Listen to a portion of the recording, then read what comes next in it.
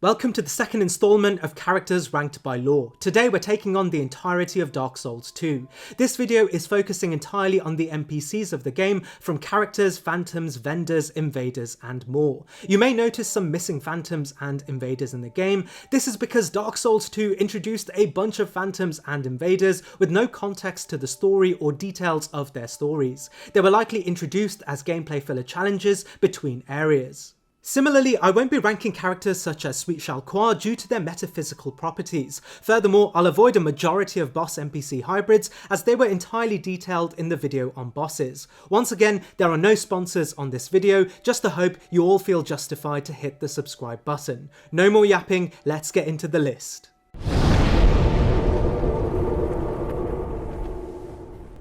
While we know Strohan is not the same woman from the beginning of the game's narration, we do know her appearance and voice seem to be reflected in 3 other identical characters. It's inferred that all of these hooded firekeepers are sisters, either biologically or through a shared role. Firekeepers in Dark Souls 1 and Dark Souls 2 have distinctly different roles in the game. In Dark Souls 1, we learn firekeepers were beings, often women, who would take residence beside key bonfires, keeping them alive. We learn at the core of the bonfire tradition is to offer humanity to keep the bonfire lit and deepen its affinity to its source of power, the first flame. We learn from the events of the first, but also the final installment, that humanity as a totality are the shards of the furtive pygmy, and thus the Dark Soul itself. We learn the Dark Soul, and thus those born from the furtive pygmy, humans, were natural born rulers of an age after the Age of Lords and Gwyn's Age of Fire. Gwyn subverted the impending course of nature by sacrificing himself to prolong the Age of Fire, and binding all humans to the Dark Sign by coercing humans, and more specifically the most primal humans, the Pygmy Lords,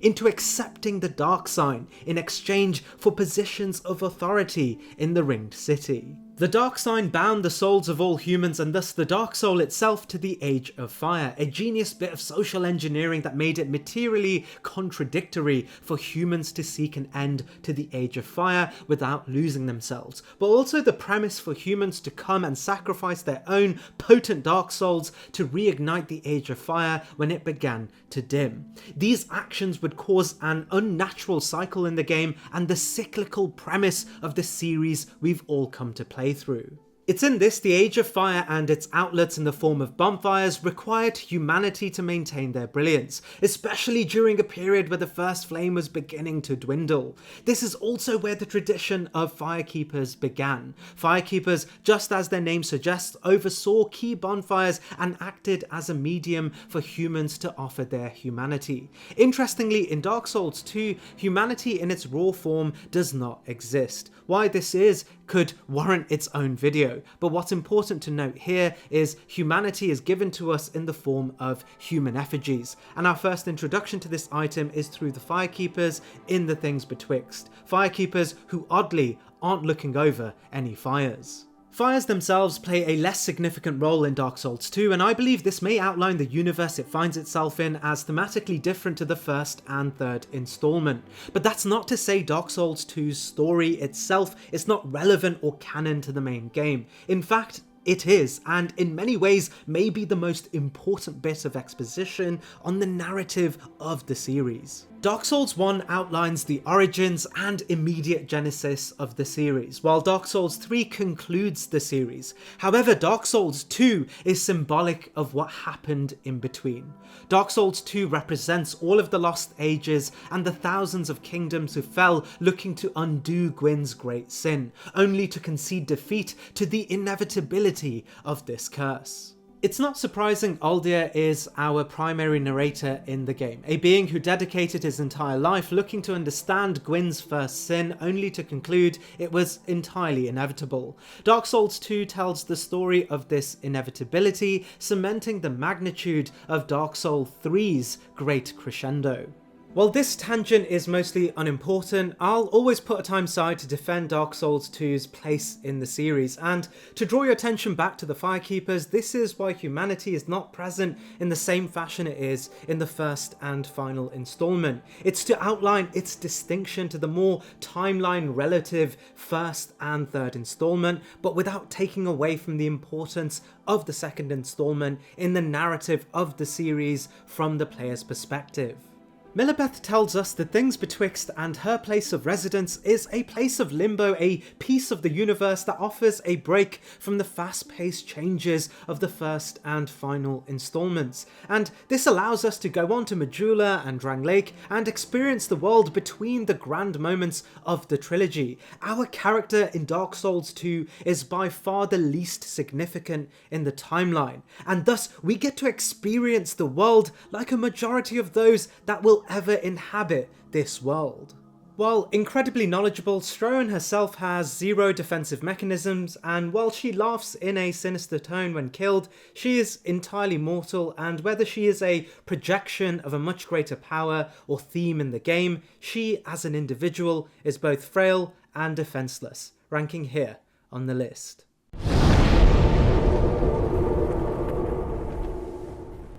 Carrying from Stroan's story, Milibeth is referred to as a housekeeper. She tends to the Firekeepers in the Things Betwixt. She tells us she comes from a line of housekeepers. Her dialogue indicates the retired Firekeepers have been retired for quite a while, and it's been her family's duty to tend to these Firekeepers. What this looks like seems pretty usual of what you can expect of a housemaid. The home is maintained, fires lit, and most importantly, bellies filled. As we learn, Milibeth's greatest strength was in her use of her ladle. The description of the ladle actually tells us it was nothing but an ordinary kitchen ladle, and if we aggravate Milibeth, she'll turn to us and begin to attack us with this ladle. Clearly a desperate attempt to stop our transgressions. There are no notations to indicate Milibeth was all that strong, even the descriptions of the ladle iterating that anyone who chose this weapon faced extenuating circumstances, and if you cared for your life, leave it in the kitchen, underplaying dramatically what role Milibeth actually had as an offensive force.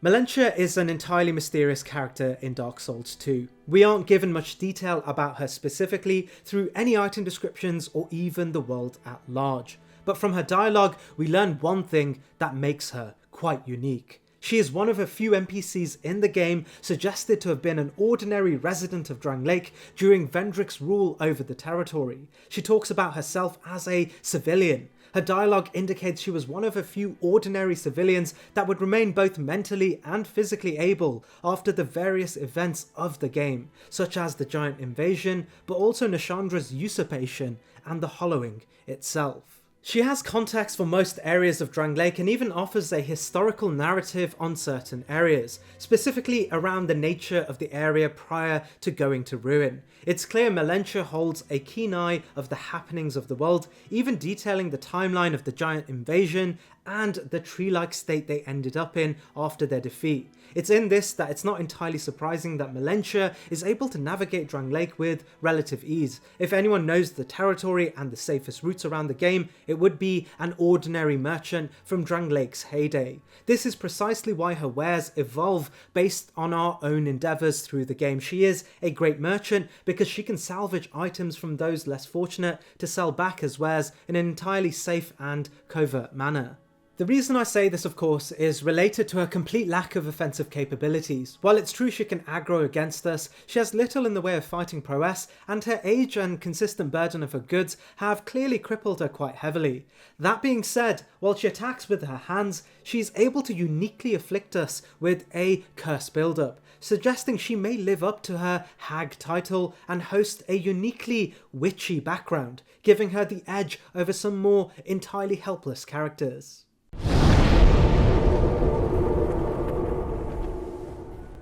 Without a doubt the most influential and complex of the weaker characters on this list, the Rat King harkens the story of Drangleic's origins, but also one of the largest territories in the entire game, and much like his name also suggests, an influence that sat adjacent to even the great King Vendrick himself. Gilligan's dialogue, alongside item descriptions, outlined the Rat King as existing far outside the natural law of humans in the game. Once ruler of the underworld, he looked over an ancient coven of rats that were an entirely hegemonic entity underground. If you've watched the Dark Souls 2 boss ranked video, we know much of this control was exerted through larger rats aptly named vanguards and authorities, his monopoly of power. We aren't ever told if the Rat King had any great power himself, rather his position was deeply admired by his biological kin, his authority never internally contested. However, we are given clues that one day a great human chieftain would begin to mirror his authority in the overworld. While it could be easy to assume this was none other than King Vendrick himself, we are told the Rat King's domain is far more ancient than Vendrick's. Gilligan outright describing to us that the grave of the saints that lay in the Rat's Kingdom actually date back much before Vendrick's arrival or even the construction of Drang Lake. Initially, the separation between the overworld and the underworld was well met. A mutual agreement between both humans of the overworld and the Rat King in the underworld was mutually respected. However, we learn the humans of the overworld would begin to covet the riches that lay in the Rat King's domain, and either led by the human chieftain of the overworld, or even a ragtag group of humans who dismissed the accord, a great conflict would ensue in the Rat King's domain. So many of the Rat King's people would die that they would be memorialized in a great hero's grave, while the losses to humanity seemed little enough that the overworld's narrative of the events were limited and insignificant. This does suggest rats, even in their militarized form, were severely outmatched by the organized forces of humanity. We even know the plight of the Rat King and the preservation of his domain required the forces of beings such as mastodons, germs, and even empathetic humans to preserve their pocket of influence in the underworld. We learn from the description of the rat tail, but also the crest of the rat, that the Rat King was a deeply understanding figure, which for one gives us insight into how his rule remained so revered, but also clues as to how humans, dwarves, and even mastodons became one with his underworld kingdom and the great defense against human invaders. From the state we entered the underworld in Dark Souls 2, it's clear the once hegemonic rule of rats have become a more diverse coalition of various races, still tied down by the Rat King as their primary ruling body. However, the Rat King remains very frail and not unlike the overgrown rats regular to the area. It's clear the Rat King was never revered for his ferocity, rather his intelligence and benevolent rule, and is still open to recruiting beings of all races to stand as defensive bastions against impeding humans, looking to take home the accumulated riches of the underworld. It's in this the Rat King himself is entirely redundant when it comes to strength, and while there may have been a time where he was more powerful, his current form and size indicate this was not the case. We can assume he does, much like his kin, have access to poisonous bites and fast-paced movements, however.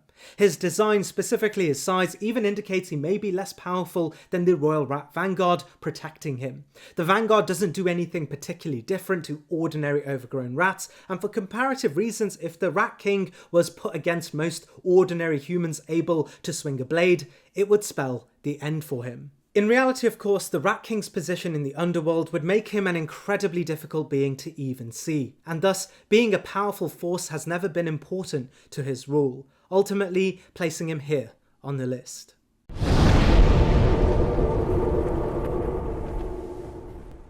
Kael originates from the land of Mirror, but interestingly, Mirror as a nation does not necessarily tell us a lot about Kael, as he wasn't a warrior, something that would be relevant as warriors who hail from Mirror tend to be incredibly seasoned. This is due to the geopolitical landscape Mirror finds itself in, and something I'll elaborate more on with Lucatiel's entry.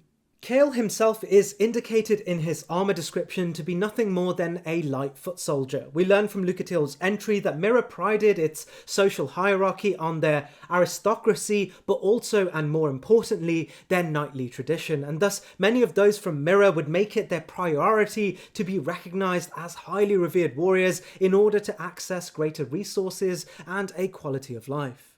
However, the wording of Kael's armour may even cast doubt on his rank as a foot soldier, as it tells us apparently Kael procured this inexpensively second-hand.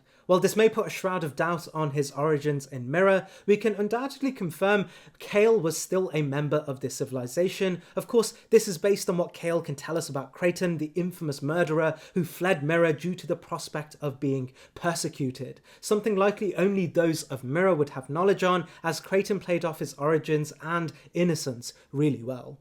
It's in this we can truly paint Kael's picture. We learn from his dialogue that he's fond of maps, his tone is well spoken, not unlike an aristocrat, and his proclivity to studying maps shares context that Kael was no warrior, rather a well-taught intelligentsia of Mirror. He tells us he journeyed away from Mirror as he was allured to the romanticism of Drangleic. With an eagerness to cartography, he may have seen Drangleic as the zenith of his research, as rarely did people venture into Drangleic, and even rarer did they return in one piece, let alone with a strong understanding of its darkest corners. It's in this Kael would procure himself light armoury fit for travelling and representative of his heritage in Mirror. Eventually he would make it to Drangleic and, as many others would, find himself in Majula. Interestingly, unlike the others, Kael took it upon himself to find shelter in its great mansion, yet another nod to his bourgeois heritage. In here he would find a peculiar formation that convinced him it was a map. Drangleic has a great way of warping the mind of those in its presence, and he would become obsessed with proving this formation was the map of Drangleic. His first act would eventually be heading towards the nearby Forest of the Fallen Giants and the frontier against the Great Giant Invasion, precisely where we meet him for the first time.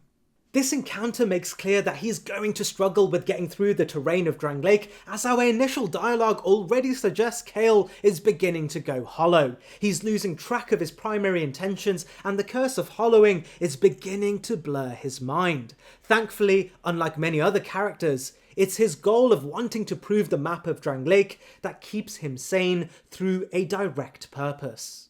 We can assume by this point Kael has done a decent enough job of travelling from Majula to the Forest of the Fallen Giants with little issue, as we know his journey to the Forest of the Fallen Giants is identical to ours, as he makes reference to Majula as his initial base of operations and even suggests he can make it back to Majula without assistance. When we meet him in Majula, we learn he has reconsidered mapping out Drangleic all on his own, more than likely associated to the dangers of the area, reserving himself to the mansion and placing the onus on us to help him prove his thesis around the rock-formed map at the bottom of the mansion. And this is where he rests for the entire game, awaiting our actions to help prove the map's validity. When fighting Kael, there is a major indication about how weak he truly is. Kael utilises a Uchigatana, a weapon described as a masterful blade that requires great skill. And while this may assume Kael was quite a talented swordsman, his moveset with the Uchigatana actually paints the picture of a vastly unqualified wielder. And much like in Dark Souls 1 with the undead male merchant, he has a unique skill set. Not unique in strength, but uniquely sluggish and unrefined, adding a layer of depth to assume he is far from a formidable fighter. Based on this, but also the context that he quite easily navigated between Majula and the Forest of the Fallen Giants, suggests he was barely notable as a fighter, but strong enough to retain himself between the early portions of the game, and thus ultimately placing him here on the list.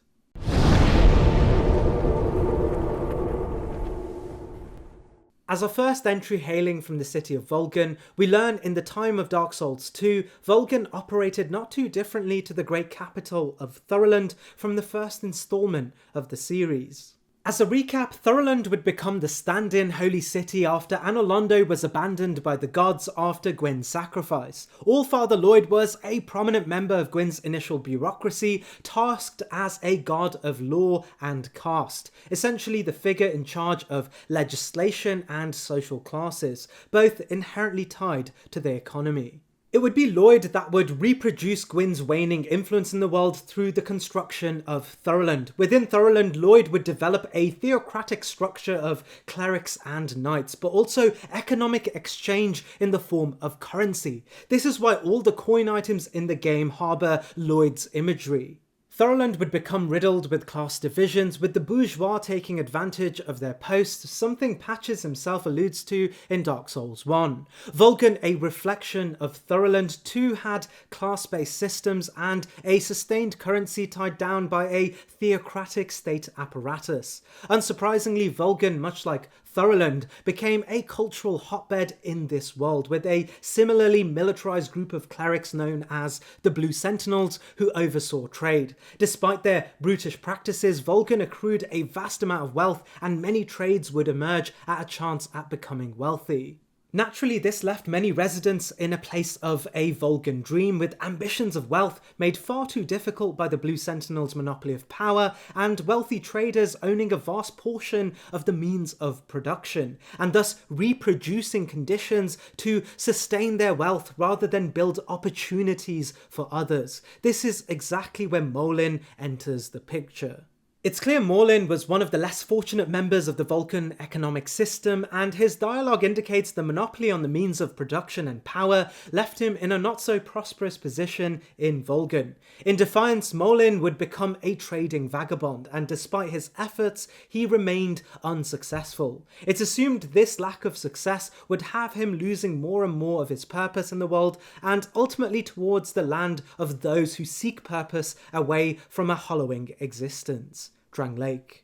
Molin would eventually find himself in Majula, where he sets up shop in a final attempt at success. When we meet him, his worn attire is the same as those worn by the Duke in Seldora, echoing sentiments on the Duke's potential heritage in Vulcan too, which is entirely expected as the Duke would be responsible for the Great Seldora mining boom, a venture capitalist project which is characteristic of Vulcan's cultural position in the world.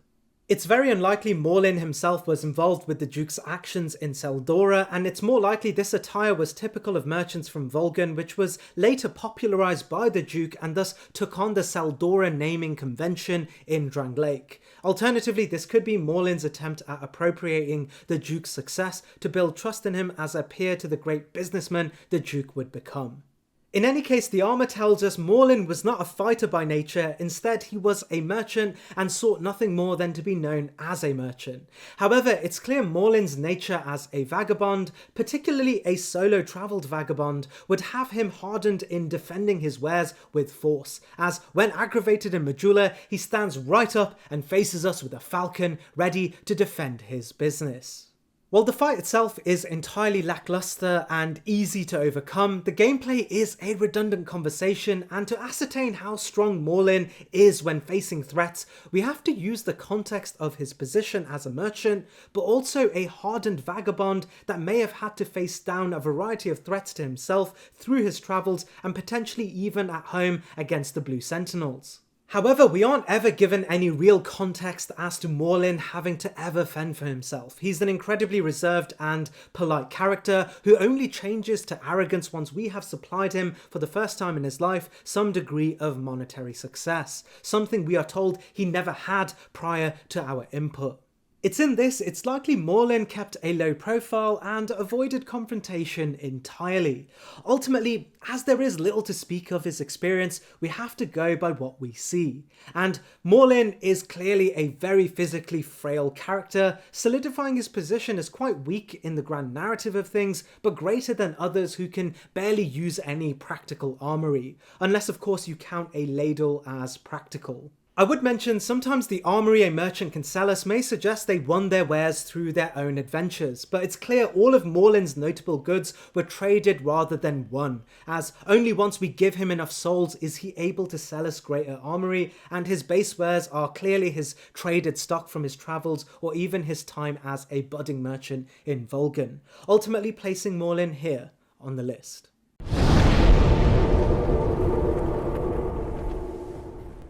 As we have learned from Molin's entry, Vulcan would become the commercial capital of the surrounding lands, hailing great merchants, but also within their population, opportunistic thieves. We learn Gilligan was one of such thieves, taking to the art of stealing and reselling goods at extortionate rates. As we learn from Lenegrass' own entry, Lenegrass originates from the same hometown as Gilligan. From his dialogue, he tells us Gilligan himself was notorious for being greedy and stirring up trouble, enough so that he had to leave the town as many people were out for his life. His fleeing would eventually lead him to the Earthen Peak, a place that would quickly overwhelm him and leave him a prisoner in Mitha's domain. This is where we can meet him. His dialogue indicates he is desperately seeking an escape in the quietest and least confrontational way possible, indicating he is beyond his depth navigating the dangers of the Earthen Peak, an environment other NPCs have gone through with relatively little issue. We do know, however, he's able to leave attributable to his handiwork associated with crafting ladders. In this, we get an image of the type of escape he was able to make from Vulcan, suggesting he had done so, avoiding confrontation there too.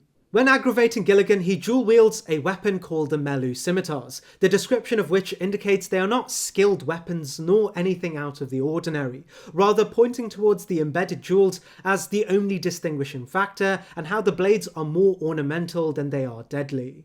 Not much else is given to us about Gilligan, and we know after the events of the Earthen Peak he retires his ambitions of searching out treasure and sits in Majula with the idea of selling crafty overpriced solutions to travelling hollows at their own immense value. It wouldn't be entirely a stretch, however, to assume Gilligan himself has at least overcome a few angry civilians and groups looking for his head. But we know the greater challenges posed to him were met with him fleeing entirely, and it's on this merit Gilligan stands as an ordinary bandit fighter with the edge of being a clinical tactician in every other means aside from combat, placing him here on the list.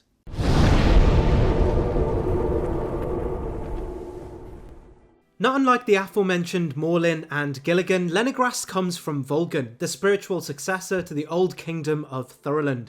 Unlike Morlin, however, Lenegrast did not seek a mercantile life to build his reputation, rather took on the simple task of blacksmithing, and we're not told explicitly how talented or what reputation he would accrue in Volgan, but we know his reason for leaving the area is quite different to Morlin. Morlin failed as a merchant in Volgan and sought the life of a vagabond to redeem his reputation and materialise his own dreams of wealth. In contrary, Lenegrast hates both travellers and vagabonds, something iterated various times through his dialogue. He tells us, "I don't like travellers one bit. A man ought to labour with his feet planted firmly in the earth." So why is he here? Our first and most obvious clue comes from just looking at him. He's clearly hollowing his dull complexion, but also the fact that his daughter Cloanne can't even recognise him solidifies this theory further. With Volgan's paralleled to Thoroland, it would not be a stretch to assume he no longer found himself welcome in Volgan society due to his hollowing state, and thus his service would become less popular. We learn from his hammer, but also his dialogue, his sole purpose sat within the trade of blacksmithing, and thus was forced to relocate to an area less antagonistic to hollows in order to continue working. Naturally, this would lead Lenegrast to a land brimming with accursed warriors who themselves were hollowing or even hollowed, but also requiring more than anywhere else fortification of their armoury. However, the greatest clue as to why Lenegrast remains in Drangleic actually comes in the dialogue relative context clues pointing towards Lenegrast being Cloanne's father. Upon Cloanne's return to Majula, he tells us, "My witless daughter finally came home. Well, at least now I can keep an eye on her," suggesting Lenegrast may have been following the trails of his daughter since she had left Volgan, a story we'll go into a little bit more detail during her respective entry. It's important to mention too, there are spiritual similarities between Lenegrast and Andre from the first installment of the game.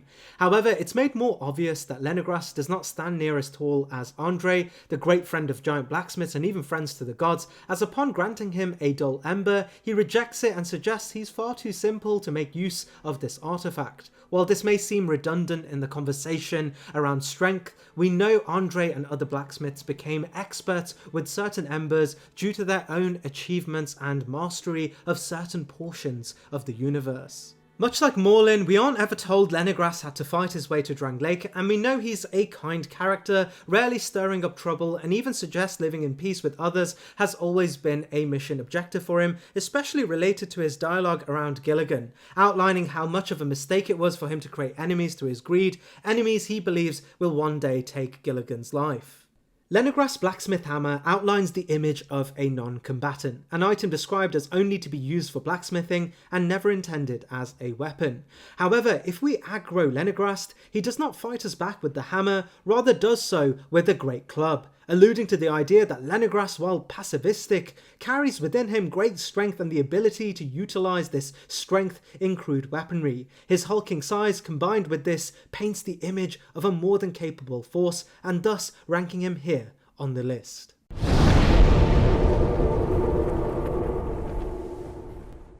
Rosabeth is the first character on this list to bring to life the old stories of Vinheim and Logan's great contributions that will go on to echo throughout the entirety of the game. In this, I'll use this entry to paint the picture of Melfier and then go into Rosabeth's strength. While I'll leave out the major details of Vinheim as it was thoroughly discussed in the Dark Souls 1 video, what is important to say here is that the sorcery tradition originated in Vinheim. The scholars of Vinheim modelled their research off of Seath's contributions to the projection of souls in sorcery. Developing sorcery catalysts, the original founders of the Vinheim institution formalised this art of spellcasting in various disciplines with their respective bureaucracies. This included regular sorcerers, black sorcerers, and magesmiths. The Dragon School in Vinheim would eventually command such great influence the entire region of Vinheim would fall under their control, their influence raising the infrastructure to new heights, but also commanding an elusive control of Vinheim's politics. Many would rise the Vinheim School to great positions, one of which was Big Hat Logan. Logan's contributions to the modern development of the institution were second to none, and he would eventually leave the organisation on a pursuit to truly understand the nature of sorcery from the source of its power, Seath the Scaleless. As we've detailed in the previous video on Dark Souls 1, Logan, though an isolated character, garnered a cult following. His teachings replicated by self-proclaimed apprentices such as Griggs. And it's in Griggs' story we learn Big Hat Logan would document his findings in books and tomes. And it's in his discovery of true crystal soul sorcery that he would both go insane but also cement a new frontier for power in sorcery. Naturally, Logan's teachings would spread far and wide, and the Vinheim's Dragon School would garner a reputation far beyond its geography.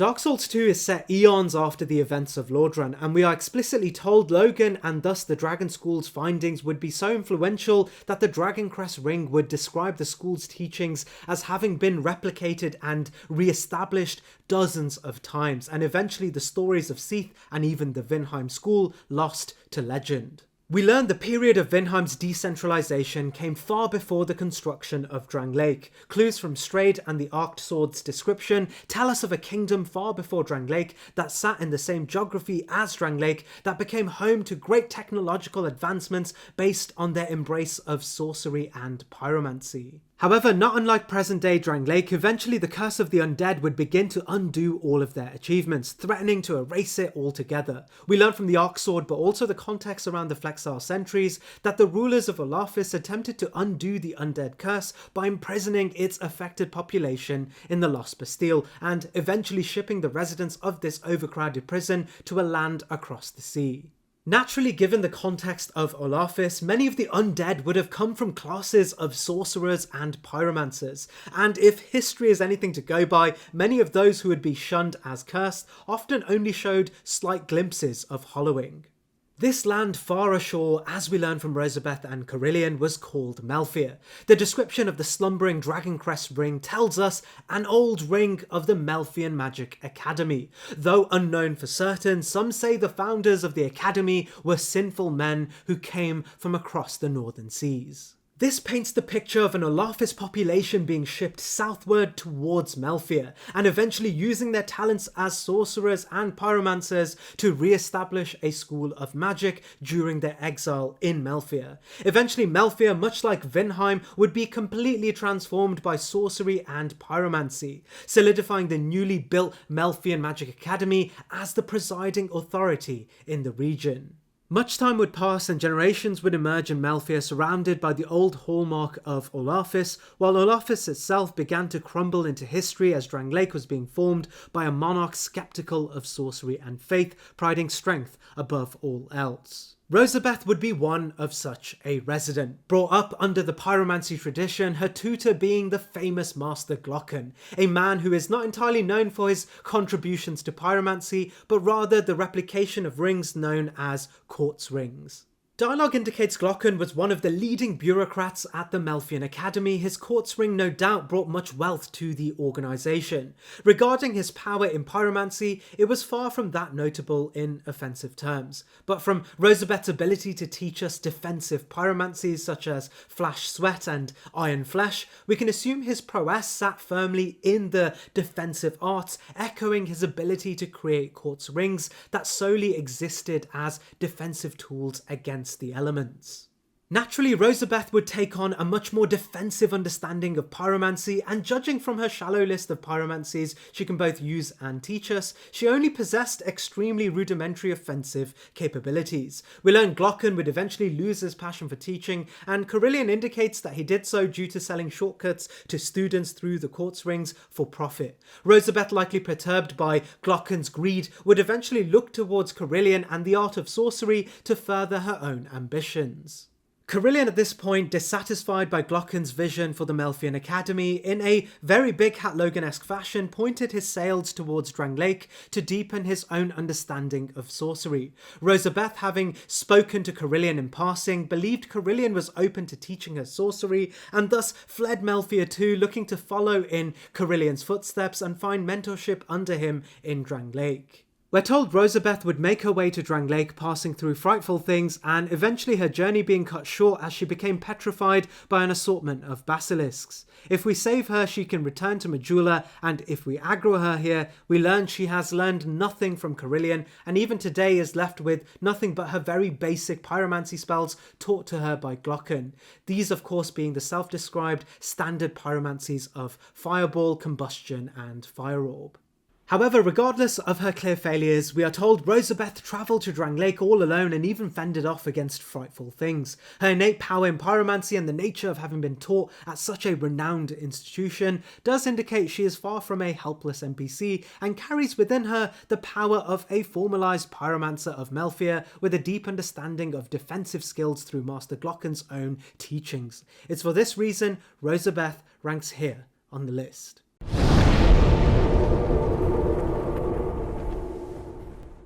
For those of you who did not watch my Dark Souls 1 characters ranked by lore video, Crestfallen Soldan carries on the tradition of Crestfallen associated to the Crestfallen warrior from the first installment. His origins, not unlike the first Crestfallen warrior, are very typical. While we can't say for certain what part of the world he comes from, it doesn't really matter, as in many ways his existence isn't one of uniqueness or a story of a special entity, rather his story is that of everyone else's. He is a human going hollow, entering Drangleic in the most typical fashion, only to find himself at a standstill in Majula, unable to go on, fearing the inevitability of his fate if he tried. I mentioned this in my previous video, and I think it's important to mention here as well. The Crestfallen tradition represents all of the players who left after failing far too many times, eventually abandoning the game and spiritually leaving behind their character in a circuit of their own grief with all hope abandoned. Once again, while this is just a fun fourth wall breaking sentiment, it does by all means represent the real hollows of the universe who were ordinary warriors exiled from their home countries and asked to travel a hero's journey to the land of the lords to retrieve their humanity. Shanalot tells us Soldan's spirit is already broken, although he does offer sound advice. Perhaps he is a foreshadowing of your own future. This is also evidenced again by the fact that Crestfallen Soldan in particular wears a smorgasbord of armoury, unable to be pinpointed to one location in the same manner we can do for other characters, wearing the knight's armour, wanderer's boots, no helm or insignia, a shield described as a very average medium shield, and a mostly generic weapon. The only true indication we get for his origins are in the fact that he grants us access to the Way of the White Covenant, a covenant inherently tied to the Blue Sentinels. We learn the Blue Sentinels were the police network associated with the theocracy at the head of Volgan, and thus the Way of the White was an inclusive network of people granting the Blue Sentinels consent to defend them. However, Soldan makes no indication to Volgan, and it's more likely he joined the Way of the White Covenant in fear of Drangleic and to offer himself a safety net due to Drangleic's contentious nature. This also gives us the context Soldan not only failed to attempt to overcome Drangleic, but was so scarred by the consistent failures, he felt it necessary to join a covenant outright described as for the meek. Much in the same way as the Crestfallen from the first game, it does appear we can lift Soldan's spirit by bringing more people back to Majula, but unlike the first game, this Crestfallen warrior actually encourages others and offers great advice. In one instance, based on how many times we have died, he even offers us a ring of steel protection, which is peculiar as it is described as once an heirloom for a great Night King, and its buffed versions are only ever dropped by great figures in the game, such as the Looking Glass Knight and Lucatil, indicating Soldan may have actually been a great warrior himself, but clearly not great enough to face Drangleic like many others would come to do. We aren't ever told how far Soldan got before backing down, nor is there any indication for how long he has been here, but he does give us context that he is quite knowledgeable of areas near Majula and even suggests he has died many times over attempting to overcome them. His weapon of choice is the Claymore, which is described as requiring great skill, tying back to the Ring of Steel Protection and actually painting the picture of Soldan as a more than capable warrior, at least in his place of origins, only to feel underwhelming when faced with Drangleic's great challenges. Soldan, not unlike the Crestfallen warrior from the first game, was more than likely a great warrior of his own region, eventually pushed out due to his impending hollowing and asked to redeem his humanity in Drangleic. Dutiful as he was initially optimistic, he may have gone to Drangleic only to fall under a longing for the society that he had left, but also the gravity of the task at hand, and felt in a place of limbo stuck in Drangleic, knowing his home awaited his hero's return, and fearing he would be seen as a failure if he came back too soon. It's the return of people to Majula that would eventually consolidate within him the idea that home does not necessarily have to be your place of birth, and home itself can be wherever you want it to be, and wherever your journey eventually takes you. This is why he tells us directly, life is a journey, and every journey eventually leads home. The context of the Ring of Steel Protection, but also the Claymore, do indicate whatever society he came from, he was likely a well-reputable warrior, elevating him to some degree. He's clearly proficient with his weaponry and may have even delved further than many other characters in the game if he didn't find himself in a deep sorrow due to his current conditions. Soldan ranks a very average position on the list, but remains true to the Crestfallen tradition, great narrative relief, but also a mirror of what the average ambitious undead is left as after Drangleic has beaten them down.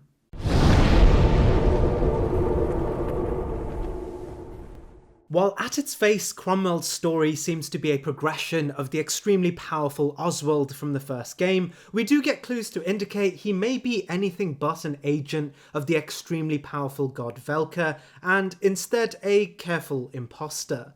The tradition of the Pardoner, of course, initially sat with the Great Oswald of Carim. The description from the first game refers to the position Pardoner as held by a singular entity and directly associated only to Oswald. Velka's rapier tells us a symbolic powerful thrusting sword used by the Pardoner serving Velka, goddess of sin. It is no mere symbol, to be sure. The Pardoner is an inhuman swordsman and wields this enchanted blade with special sword technique. However, this isn't to say Oswald was the one and only Pardoner there has ever been, as Dark Souls 1, as we are told, dates far back in ancient times in the context of Dark Souls 2, and it may have been the case that Oswald's position would become an embedded role that would take on inheritors within Velka's bureaucracy. However, Dark Souls 1 makes it abundantly clear all agents of Velka would be adorned with symbolic blades and even chimes carrying tufts of purple to symbolise their affinity to Velka herself. Cromwell does not have any of such items, and instead, from his inventory it appears his origins are much closer to the more typical clerical traditions associated to Lindelt's theocracy, selling us both a plethora of miracles, including one directly alluding to Lindelt, but also the White Priest set, described as that of Drangleic's priestly order, suggests two things. The first is the context that the priests that came to aid Seldora may have associations to Lindelt and potentially requested by Vendrick in desperation due to a lack of such holy practices within Drangleic, but also that Cromwell may have originally been of this order to begin with. Cromwell's location indicates he sat close to the magus and his congregation. The fact that he sells the same robes as the priests adds further evidence to this, but the most important connection sits with the spell he can teach us known as Scraps of Life, which is directly associated to Navlan and thus Uldir. From proximity to the magus of Uldir's domain and his residence in the church the magus had built a congregation in, suggests Cromwell may have been a peer to the magus and leveraged the magus's control over the dead to assert himself a pseudo-powerful role as a moral authority over the dead. We aren't ever told how or what has allowed Cromwell to get a hold of Oswald's robes, but due to its more mundane nature and Oswald's high position in the old world, replications of his robes may have been more widespread than you would originally assume. Of course, the most important distinction between Oswald and Cromwell are the fact that it's clear Cromwell does not have any affinity to the Great Velka. That's of course not to say Cromwell was not a powerful entity, as he did win a position of authority over the Magus's congregation and the Magus himself, but was also able to replicate one of the great Navlanian hexes said to have a power over the dead, alongside his ability to teach us quite decent miracles such as Heavenly Thunder, said to be a derivative of the truer sunlight spells. However, it's clear Cromwell is little more than a charlatan, cosplaying the role once held by the great Oswald of Kareem, a man so powerful he was often touted as inhuman. When we aggro him, unlike Oswald, he does not appear to have such a great hold over miracles, especially miracles associated to Velka, relying entirely on the use of a great scythe, a weapon described as almost feeling as if there were powers in its giant blade, but ultimately nothing more than a farming tool rather than a weapon, giving us the idea that Cromwell, the pardoner, or more so the imitator, used the scythe as further projection of his pseudo-position as a great being of the dead and association to Velka and sin, but in reality being nothing more than an ambitious priest.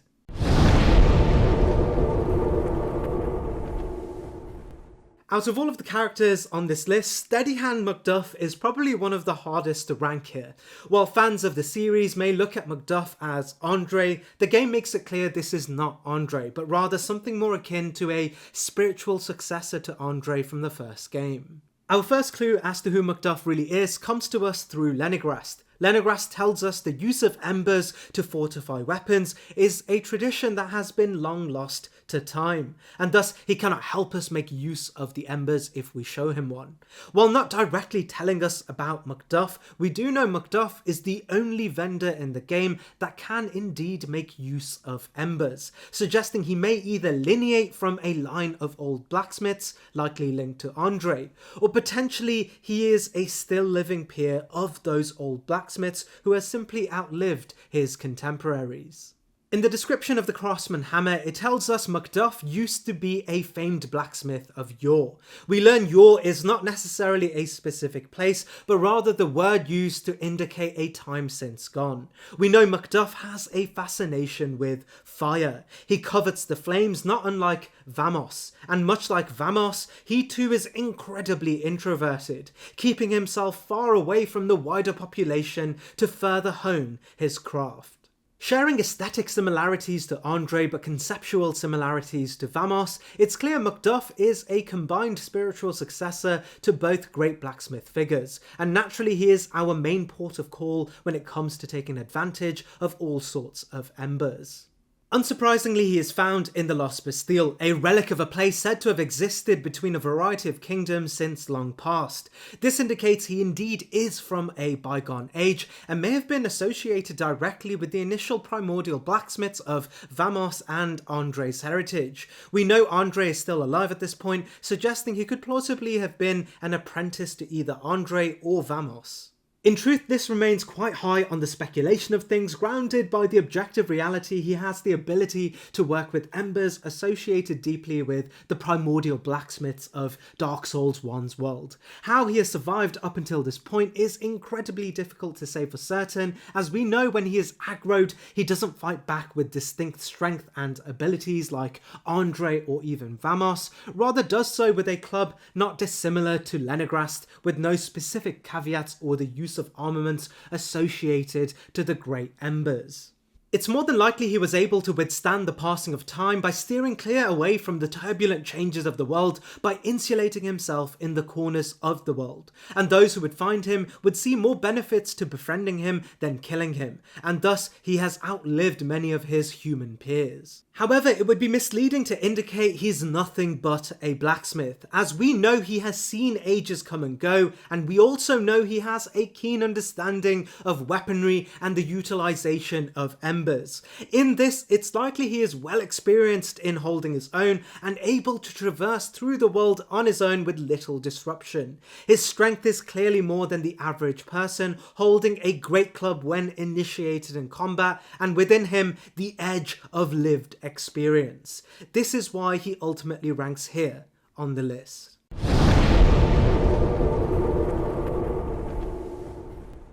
Our biggest clue as to the origins of Weaponsmith Ornifex actually relate her to another crow species present in the first installment. These of course are the crow demons from the first game in the painted world of Ariamis, and keenly allied and built in the image of Velka.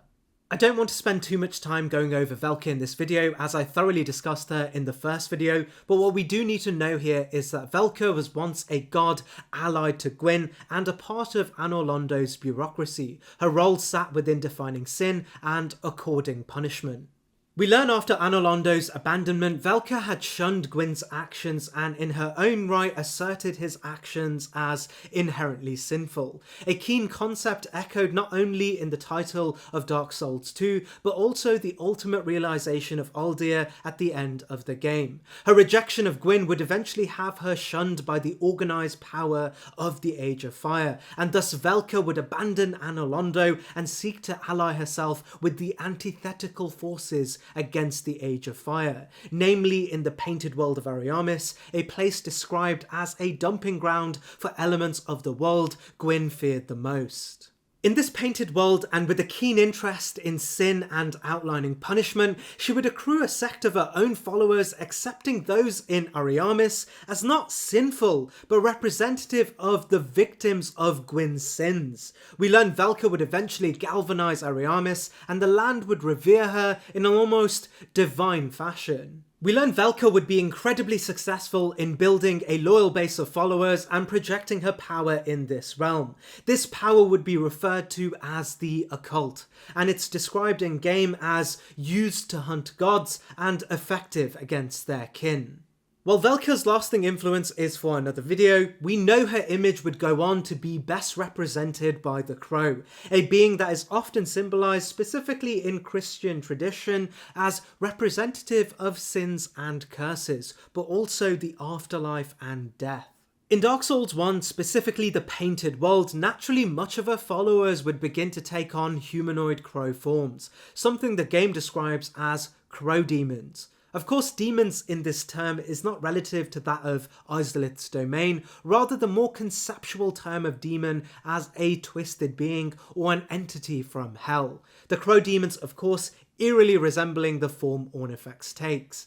We aren't told exactly what power the crow demons projected from the immensity of power associated with both the occult and Velka herself, but it's clear, unlike Oswald from the first game, the crow demons aren't able to cast miracles associated to Velka, and thus don't have the divine projection associated with Velka either. However, it's clear their power either prior to becoming crow demons or even being born as crow demons indicate they were either powerful enough that Gwyn saw it necessary they were trapped in the painted world in the original form, or alternatively born from Velka's divine influence, something we know was divinely powerful. We also know the crow demons and thus Ornifex rely entirely on their physical attributes to fight. When aggroed in either game, they rely on striking attacks and their flight to take advantage of landlocked foes, something that would naturally make them incredibly dynamic against the large variety of other characters in this game, and reasoning as to how Ornifex alone is able to travel into Lordran and Seldora with little concern. Of course, we can't not mention the most important aspect of Ornifex, her ability to transpose souls into weaponry. While the first game seems to suggest this transposition is only able to be done by the giant blacksmith and the divine armourer of the gods themselves, we learn from Ornifex's dialogue, but also the description of the transposition kiln from the third installment. This may have originated from Seath the Scaleless and his deep research into souls. How Ornifex has adopted this talent is not entirely told, but we do know Ariamis did host one of Seath's potential greatest inventions ever. This of course being Priscilla. It could also be plausible Ornifex has a story of her own related to being in Seldora and the remnants of Seath attributable to her ability to transpose weaponry. Regardless, there isn't much relevance here as it's clear her ability to transpose soul weaponry doesn't add to her strength. She doesn't use any specific great soul weapon and still relies on her physical fighting capabilities, not dissimilar to the Crow Demons in Dark Souls 1. In this, she is clearly far more dynamic than usual characters, and this combined with her heritage related to the Painted World and even Velka come together to place her here on the list.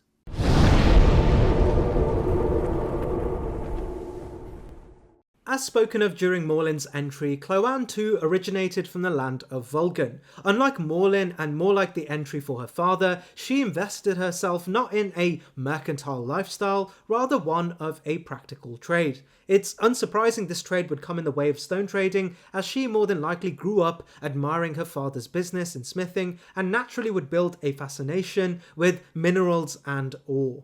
Her dialogue indicates she got quite good at identifying minerals that were supposedly indifferent to the naked eye, something that may have made her a great business partner with her father and contributed to both of their successes in Vulcan. However, the nature of rocks and the acquisition of newer minerals would have Cloanne adopt a nomadic lifestyle, something her father acknowledges as having caused her to spend her whole life in reckless transit. A nomadic lifestyle throughout the greater world outside the boundaries of Drangleic seemed to have been far more forgiving to those with enough wits to get around, and Lenogras sort of just accepted his daughter's recklessness. However, he would eventually come to the realization that his daughter had ventured into the more treacherous Drangleic, and followed her to ensure her own safety. Our first encounter with Cloanne actually gives us insight as to why she is here. Cloanne tells us she is in fact a collector of rare stones and a professional stone trader. However, in the past, she would never have even dared to enter this godforsaken land. However, she indicates she would eventually just sort of end up here. This of course shares parallel to others who are showing signs of hollowing and thus drawn to Drangleic in their impending nebulous state of mind. The fact that we meet her in Harvest Valley isn't entirely surprising either. We learn it is an incredibly rocky terrain with various mineral deposits and even neighbours the Great Iron Keep. Judging by the nature of the hollows present in Harvest Valley, it's more than likely the Great Iron King himself used Harvest Valley to, harvest minerals to build his kingdom. When aggroed, we learn Cloanne utilises a weapon called the Workhook. The description tells us clearly not intended as a weapon, but certainly sharp enough to shred an enemy's skin, drawing a parallel to the blacksmith's hammer. In this context alone, Cloanne appears to be far from a fighting force in the game. However, it's actually the context of what spells she can teach us that provide us details around why she may be far more a formidable force in the game than the gameplay is letting on. From Cloanne, we can learn two very distinct spells. The first is called Solarpiece, a miracle of moderate faith that is made entirely to dispatch hollows and hollows alone. What's more interesting is the fact that the description of the spell tells us it's one of the lost miracles preserved in the undead crypts, connecting the Finito and in particular Grave Warden Ogdane to Cloanne. Ogdane is the only other NPC that can teach us Solarpiece, and judging by Ogdane's position in the Undead Crypt, it may have been Ogdane himself who taught Cloanne this particular lost miracle preserved by his culture. The Undead Crypt is by far one of the more secret and harder to reach areas of the game, and this suggests Cloanne, in a search for rare minerals, would stumble upon the Undead Crypt and even Ogdane. We know Cloanne operated mostly alone, making this quite a formidable deed all on its own. Being taught under Ogdane would have been quite beneficial for Cloanne, as he more than anyone else had a keen understanding of hollows, which were Drangleic's most present threat, especially in the corners of the world associated with rare minerals. Cloanne, now having been taught a means of combating the Hollows as evidenced by her ability to teach us Solarpies, would be well equipped to venture deeper into Drangleic, which leads us to her other spell that she can teach us, Dead Again. Interestingly, Cloanne is the only character in the game that can teach us this spell, and while the story of how she was able to attain its knowledge is merely speculation, we can draw a reasoned theory about how she procured it. The only other place we can find this spell is deep within the Black Gulch from the Nightcrawlers present underground, which may suggest Cloanne, using the power obtained from Ogdane, ventured through the hollow-infested gutter and into the Black Gulch for the purpose of procuring rare materials, and in the process of either defeating the Nightcrawlers of the Gulch, or even the nature of how many dead corpses she encountered as a result of killing hollows with Solarpies, she would learn of the hex Dead Again. And while this is speculative, we know Cloanne worked entirely alone, and her inventory of rare materials associated with a variety of dangerous regions in the game suggests she was able to traverse Drangleic and procure these artifacts before settling in Majula. However, it's clear much of her great strength was related to her ability to take down hollows, and it's specifically why she does not use Solarpies or even Dead Again if we aggro her. However, it's likely hollows weren't the only threat she had to overcome, and while this isn't to say she took on every enemy she faced to gather these materials, her inventory suggests she is one of the more seasoned travellers in the game, with a secret history of being directly taught by one of the more capable characters in the game.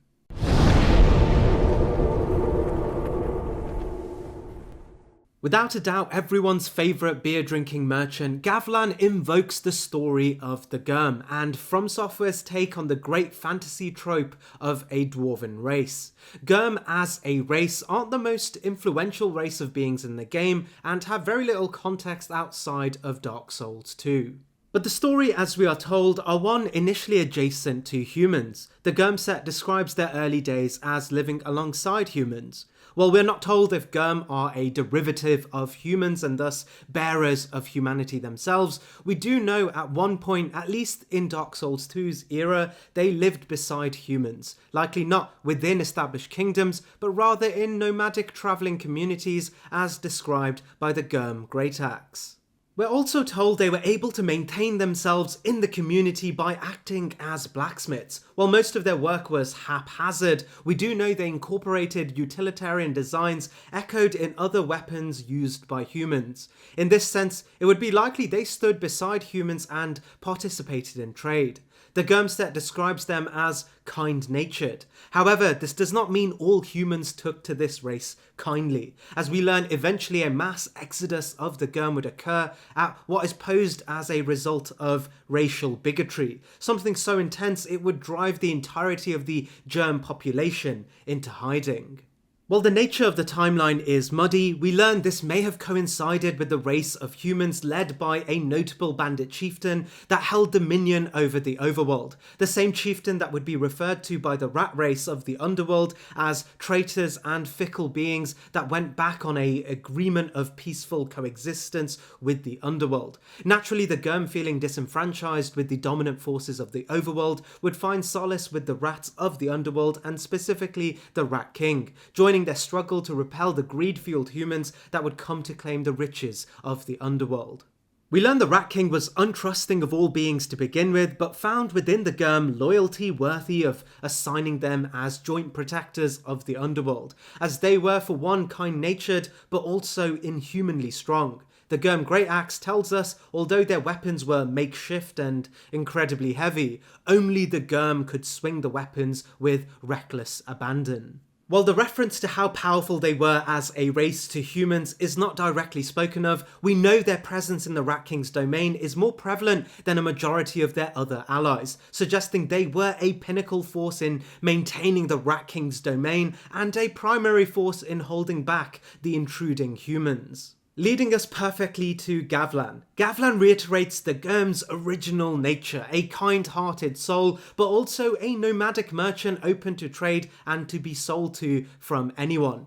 Gavlan is specifically distinct in the fact that he is the only Gurm that is seen in the overworld, and considering the Gurm race were incredibly distrustful of the human-dominated overworld, his presence here points out two things. The first suggesting the discriminatory beliefs against the Gurm have thus chaos subsided and Gavlan is attempting to reincorporate Germ culture in the overworld. But more likely is the fact that Gavlan is no ordinary Germ, but also a solidly independent and specifically powerful Germ, forcing his way back to his homeland to live in the same way his ancestors did, despite the antagonistic forces. Interestingly, Gavlan is the only Germ that openly speaks to us, suggesting he alone was able to re-embed himself and build a reputation amongst humans through a mixture of kindness and a force powerful enough to deter immediate antagonism.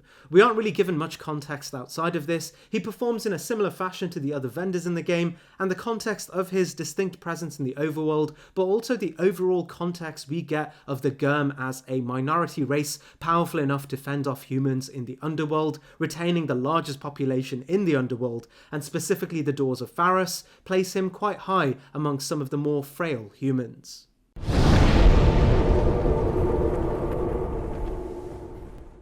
Lycia is, at the face of it, a helpless cleric from the land of Lindelt. But interestingly, much like we learned for Lycia, Lindelt itself has foundations of less than holy connotations. While Lindelt positioned itself as the epitome of holiness and the protectors of the old Age of Fire's theology, their origins do not have the sacred roots you would assume to such a self-described authority. Instead, their origins lay closer to a sect of knights that once saw the blood of dragons as the epitome of divinity. We learn from the Drakeblood Knights that there was once a sect of knights potentially allied to even Drangleic and Vendrick that revered Dragonblood as holding the secret to transcending or enhancing one's own life as per the description of the Drakeblood Greatsword. This concept is of course not unheard of in Dark Souls 2 or even the trilogy, as dragons and their primordial state often become the subject of major in-universe theories, with Aldia even assuming the cure to hollowing lay in the replication of ancient dragons. The Drakeblood Knights, led by a profoundly famous champion known as Yorg, look towards the city of Shulva and the Dragon Sin as their ultimate campaign to ascension, preparing armory to face off against Shulva, including the creation of shields to repel miracles. They marched on the city, killed their ruler, and faced off Sin, only to awaken the dragon in a fit of rage, piercing his hide, only to find a cruel irony in Sin's blood. It was pure, deadly poison. A poison so intense it would shroud the city in a deadly cloud, decimating almost every inhabitant, including Yorg and a majority of the Drakeblood Knights. It's assumed the surviving Drakeblood Knights, having witnessed the devastation and the destruction of such a holy site, would flee and feel intensely burdened by the consequences of their actions. The Drakeblood Knights would bring with them as much of Shulva as they could and attempt to reimagine themselves as the new protectors of all that is holy, formally renouncing their Drakeblood heritage and instead taking on the role of Archdrake Cleric Knights, described as keepers of history but hiding a secret. The Archdrakes would set up in a region known as Lindelt, not far from Drangleic. The Archdrake theocratic structure would not only establish itself, but become the hegemonic power in the region, and their rigid commandments sewn deeply into the facets of the society, and anyone who sought to infringe on the church's practices or secrecy would have a tendency to just vanish. Interestingly, there are no notable miracles created from the Archdrake Church, but we are told their miracles came specifically from tomes and artifacts held within the church, further adding credit to the idea these weren't true faithful practitioners, rather charlatans looking to absolve their sins or even hide their sins by preserving already established miracles and religious texts. The context from both the medium heal spell and even Lycia's dialogue indicate the Archdragon sect didn't even know the names of the gods they worshipped, and their knowledge was wholly dependent on whatever sacred text they could get their hands on. In this, most of the miracles they had possession of were healing spells, which is not entirely surprising, as it would not be a stretch to assume Shulva, a passive culture of worshippers and one that prided themselves in keeping sin in a place of slumber, would be proficient in only healing spells. All other miracles within Lindelt were gained through missions, where clerical members of the population would travel far and wide and bring back other tomes to Lindelt to consolidate more miracles and allow the Archdragon sect to claim credibility but also ownership of the miracles. We even learned the Archdragon sect also played into their aversion to sorcery, as would naturally be the case for any faith-based institution, only for them to indulge in intelligence-based spellcasting and even hexes, as evidenced by the Archdragon helm boosting intelligence, but also Archdragon chime and staves being suitable for sorceries and hexes. Naturally, the civilian population of Lindelt would be heavily propagandized and policed intensely by the presiding institution, which is precisely where Lycia comes into the picture. We learn Lycia, if anything, was in fact a very proficient cleric. So well was her affinity to the gods, she would be granted or even developed her own chime of distinct qualities and adorned with saintly robes. We are told one day Lycia would enact her own grand conspiracy and, likely from a position of authority within the dragon sect, steal a selection of its most important miracles, fleeing to Drangleic to what appears to be a mission to make a profit from these findings. While at its face it appears Lycia chose to do this as she, a cleric fed up with Lindelt's rigidity and secrecy in hiding ancient miracles from the wider world, we learn she isn't far too different from the bureaucracy she fled, as while she isn't hiding the miracles from the world and in some cases even selling it to other faith-based institutions such as the Blue Sentinels, we learn she is primarily in it for the profit and power. Her dialogue is consistently quite sketchy and at times she stumbles over her words, revealing her true intentions, suggesting she saw the Drangleic population as desperate and gullible, and thus she was able to sell them miracles at very high rates. Our biggest revelation as to Lycia's nature comes from two unique encounters. The first is the invasion by a character known as the Nameless Usurper, who is aesthetically similar to Lycia, but more importantly only invades us on the condition that Lycia is still alive, indicating this is Lycia but under a pseudonym. Why she invades us isn't entirely said, but it's assumed to indicate she is taking on a nameless persona to murder the inhabitants of Drangleic out of sheer greed. The second revelation is that we can invade Lycia with our own item called the Crushed Eye Orb, which tells us it searches for the most dishonourable miscreants, taking us directly to an encounter with her. These encounters also help us paint the picture of Lycia as both being visually quite innocent and purely clerical, but also very capable with using a blade and potentially even able to use miracles as offensive tools. In this, it wouldn't be a stretch to assume Lycia did not just secretly steal the precious miracles from the Archdrake Monastery, but fought off a variety of the greater Archdrake Knights, as we are told the monastery was extremely well guarded. We also know Lycia has become accustomed to murdering Drangleic civilians, likely as the Nameless Usurper. So great was her spree that her naming convention suggests her alias became well known in the area as a menacing figure with a well-tenured time in assassinating Drangleic's residents. We are also told the miracles she took from the Lindelt Monastery were Bountiful Sunlight and Soothing Sunlight, both non-offensive spells. But the fact that she can use the Wrath of the Gods, described as the epitome of ancient miracles associated to the gods of Lordran, but also doing so notably much quicker than any other NPC, shows her proficiency with utilizing offensive miracles as far beyond a great majority of other characters in the game. Ultimately, she remains as a character in Drangleic entirely undisturbed by its tough terrain, taking advantage of roots but also being creative in her long-tenured role as a resident serial killer. She ranks as one of the greater NPCs in the game, refusing to be victimized by Drangleic and rather looking towards this treacherous land as a playground for her own gain, and doing it so well she was only ever stopped by us.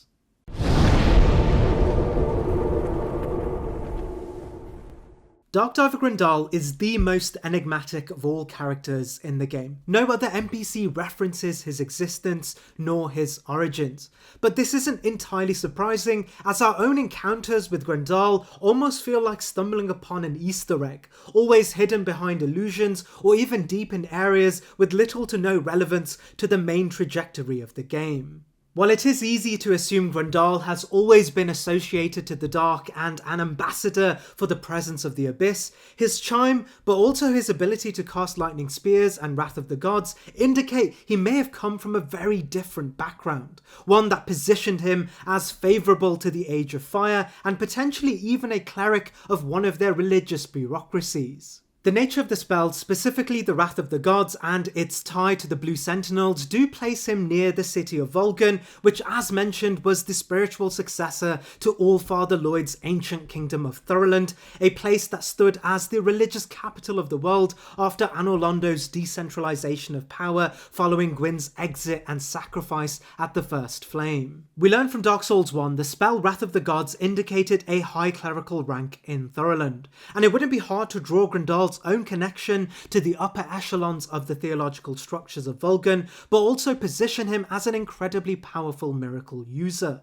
We know Thoroland was of the first nations to militarize the practice of religious worship, turning their attention to miracles of power to fend off against Gwyn's ailing influence and a measure to keep the Age of Fire relevant in the absence of Gwyn's great hegemonic power in the wider world. While we aren't told specifically around why Grendal would have such a change of lifestyle, choosing to take on an inherently antithetical path to the Age of Fire, the clue may actually sit within the description of a unique hex he can teach us called the Profound Still. It tells us this hex born of jealousy and humiliation is a locus of dark thought, the very thing that reflects the true essence of life itself, suggesting within Grendal's time at the church he may have been shrouded in jealousy and humiliation. While we aren't told exactly what events led to this, we can assume it's associated to Grendal's state of paralysis that would bind him to a wheelchair. It would not be out of character for Volgan's bureaucracy to see Grendal as compromised or lesser than due to his debilitated state, as Volgan, following Thoroland's own context, saw clerics as both religious practitioners but also warriors. We know the paladin class is actually directly attributable to Thoroland through Leroy's story from the first game. Grendal's inability to walk would have taken away his ability to fight as a traditional paladin and thus had him unfairly treated and humiliated, but also building within him an envy of his peers who were more physically able. Eventually Grendal, in his alienation, as is the case for many other humans, found a deep affinity to the dark. As the dark is the natural form of man and humanity itself, his resentment to the Volgan theocracy would transform into an adoration for this antithetical power. Grendal himself tells us, "Dark is the mother of all things were born from it," and suggests the abyss granted comfort to all humans for this very reason. A bit more context is given when we look at the armour we are given after completing Grendal's storyline. This is the Xanthus armour set. While I won't go into the details about Xanthus himself, as that was discussed in the Dark Souls 1 video, we do know Xanthus King Jeremiah was a multidisciplinary sorcerer who too, not unlike Grendal, originated from a land once beholden to the Age of Fire. This of course was Ulasil. However, after his exile due to Manas's corruption, found himself under various kingdoms, learning of various lost arts of sorcery and pyromancy. The association of course pointing towards Grendal himself being not unlike King Jeremiah of Xanthus.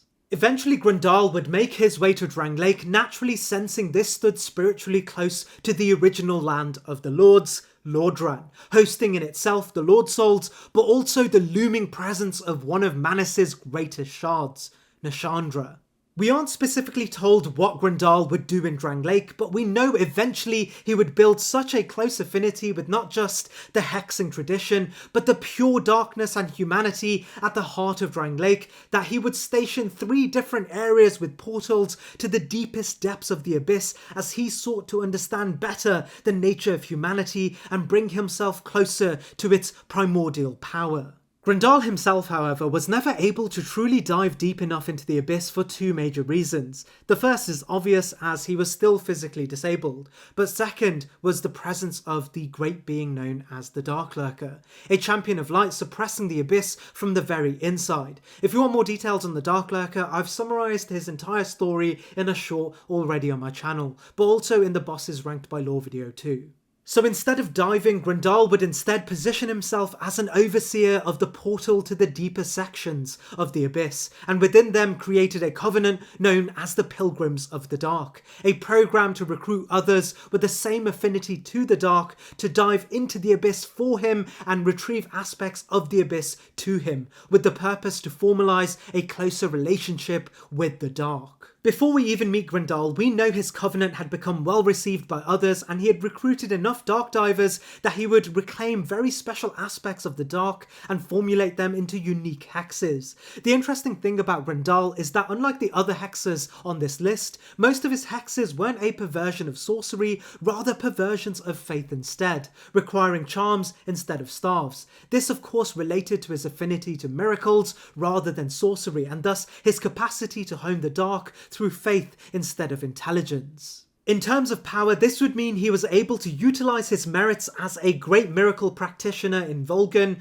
to a great hexer in Drangleic. This is evidenced by his ability to uniquely teach us resonant soul spells, but also the two most advanced faith-based hexes in the entire game, this being Profound Still, but most notably the spell called Climax. Climax is described as distorting the power of life itself and follows from the resonant soul spell category of hexes and sits as the zenith of that tradition. It's no surprise only once we've defeated the Dark Lurker and delved to the deepest depths of the abyss can he end up teaching us this spell, suggesting it was the magnum opus of faith-based hexes in the entire game. Without a doubt, Grendel would be one of the most proficient hexers in the entire game, a character that would become a hexer not because he saw power in the tradition, rather he felt such a close spiritual affinity to the abyss that it would naturally lead him to a path of developing new projections of this power.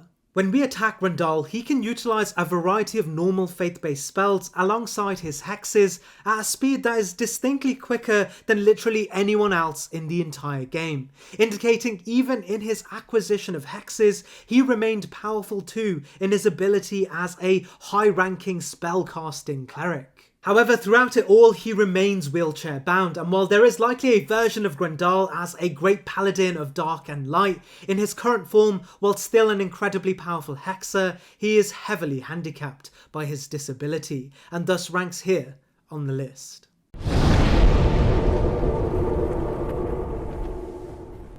I want to preface this entry with the fact that most of Creighton's strength is benchmarked against Pate. There is far more detail around Pate's power than there is Creighton's, and the nature of their questlines, Climax, shows us an image of two beings equal in power, both by the fight itself, as they both have unique dialogues depending on who comes out on top without the assist of the player, but also in the lore through a mutual fear of each other's power. For many of us, our first introduction to Creighton happens in two forms. Kale the Cartographer warns us of a man from his hometown in Mirror called Cray Something, a dialogue only accessible once Creighton has been released from a cell originally intended for Pate, only to have duly tricked Creighton into falling for himself. Kale assures us this man Creighton looked just like an infamous killer local to him in Mirror. However, all may not be as it seems, as Creighton himself does not share any regional similarities to Kale, including his accent, which would be a dead giveaway for his locality. Instead, it's the accent between Pate and Kale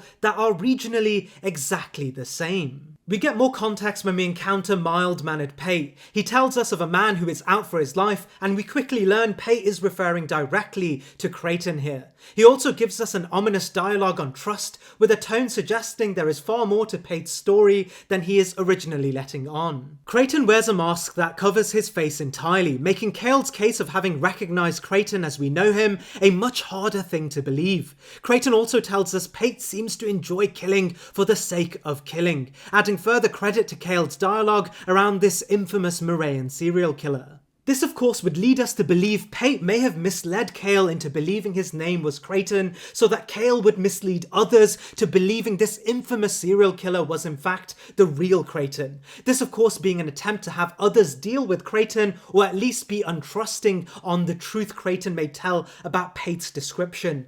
This is precisely why only once we free Creighton does Kale mention this, as Pate at this point may have realised Creighton now freed may undermine his trusting persona to the residents of Drangleic. This of course is relevant as being an infamous serial killer in Mirror, a place known for their incredibly talented hierarchy of knights, suggests it was Pate, not Creighton, who was skilled enough to not only undermine the Moraean monopoly of power and justice, but also be responsible for taking many of their lives and ultimately getting away with it too. Kraton's armor also suggests that it's likely a finely crafted imitation of true Miraean armor, also casting doubt on the idea that Kraton was truly from Mira, but instead maybe attempting to seem Miraean for warrior clout, something that in turn worked well in favour of Pate's own description of Kraton's history. However, Kraton may not be a saint either, as we learn both Kraton and Pate at some point met in Drang Lake and formed a contentious relationship underpinned by the acquisition of treasure. We learn their camaraderie may have been long-standing and good enough that both would create a bolt hole in Seldora where they would stash their artifacts, such as the engraved gauntlet, an artifact told to be so precious even the most wealthy merchant known as Fiorenza sought to obtain the item and never succeeded. The engraved gauntlet tells us the wealthy merchant Fiorenza searched for these rare and precious gauntlets his entire life, but was not the one who found them. It's most likely the case that in their journey they may have found this artifact and both agreed to store it in Seldora until they found a suitable buyer, and only once it had been stored and secured, Pate would backstab Kraton, leading eventually to Pate trapping him in the Huntsman Copse, hoping to revel in the riches all by himself now that the treasure had been completely secured. This suggests that Pate may have seen a face-forward confrontation with Kraton as far too risky and instead chose trickery to undermine him, suggesting Kraton may have been either more powerful than Pate or just as powerful as Pate. So what strength did Kraton actually have? Well, naturally his weapon may give us some insight. From the model itself, it appears the weapon Kraton adorns is the Dragon Slayer Crescent Axe, a weapon indicated to be of an ancient hero named Lothian, a man who was unbeaten by humans and was so powerful he would eventually venture on to slay legendary dragons. However, the most important aspect of this weapon is its lightning affinity. In this, Kraton's tool may also, in itself, be an imitation of Lothian's great weapon, as his does not cast any lightning damage, suggesting the weapon is only this artifact in aesthetics alone, casting doubt on Kraton's association to Lothian or the power he would become renowned for. Naturally, this isn't too surprising as we already know Kraton imitated the armour of Mira for warrior clout, and it wouldn't be beyond him to imitate a legendary warrior for the same purpose. In this, there really is very little to tell us of Kraton's power. However, it is worth noting that we do know in the final moments of his questline where he is pitted against Pate, this battle positions both Kraton and Pate as outright equals. And while the gameplay is a redundant conversation, I can't help but feel like the 1v1 between Kraton and Pate was intentionally made so that both parties were shown to be equal in strength, often requiring our intervention to tip the scale either way. If you don't intervene, it's about a 50-50 chance who comes out victorious all on their own, and both characters have unique dialogues for defeating the other without the help of the player, indicating the developers also sought to make this battle one of equal footing. This is why a majority of Kraton's power can't really be said here, as most of his power is benchmarked by the power of Pate, who is fittingly the next entry.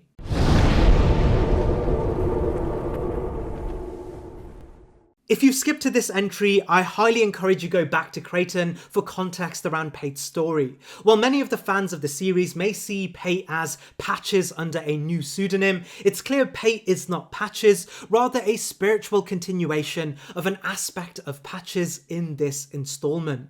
While Pate operates in a very similar way to Patches, relying on trickery and deception to lead the player down elaborate traps with the motivation of enriching himself from the victims, not unlike Patches. We know Patches was far more elaborate around his ultimate goals and had a much more meta understanding of the universe, with well-defined grievances towards religion and authority, things never mentioned by Pate. We also know Patches was not averse to using his name Patches, no matter what era or timeline he found himself in. Despite the infamy he may have built, Patches was far too confident a trickster to feel threatened by a vengeful population. Patches is one of the most layered characters in the entire series. He's never concerned with individuals, rather concepts, ideals, and the human condition, playing off as a peer, but clearly representing something much greater.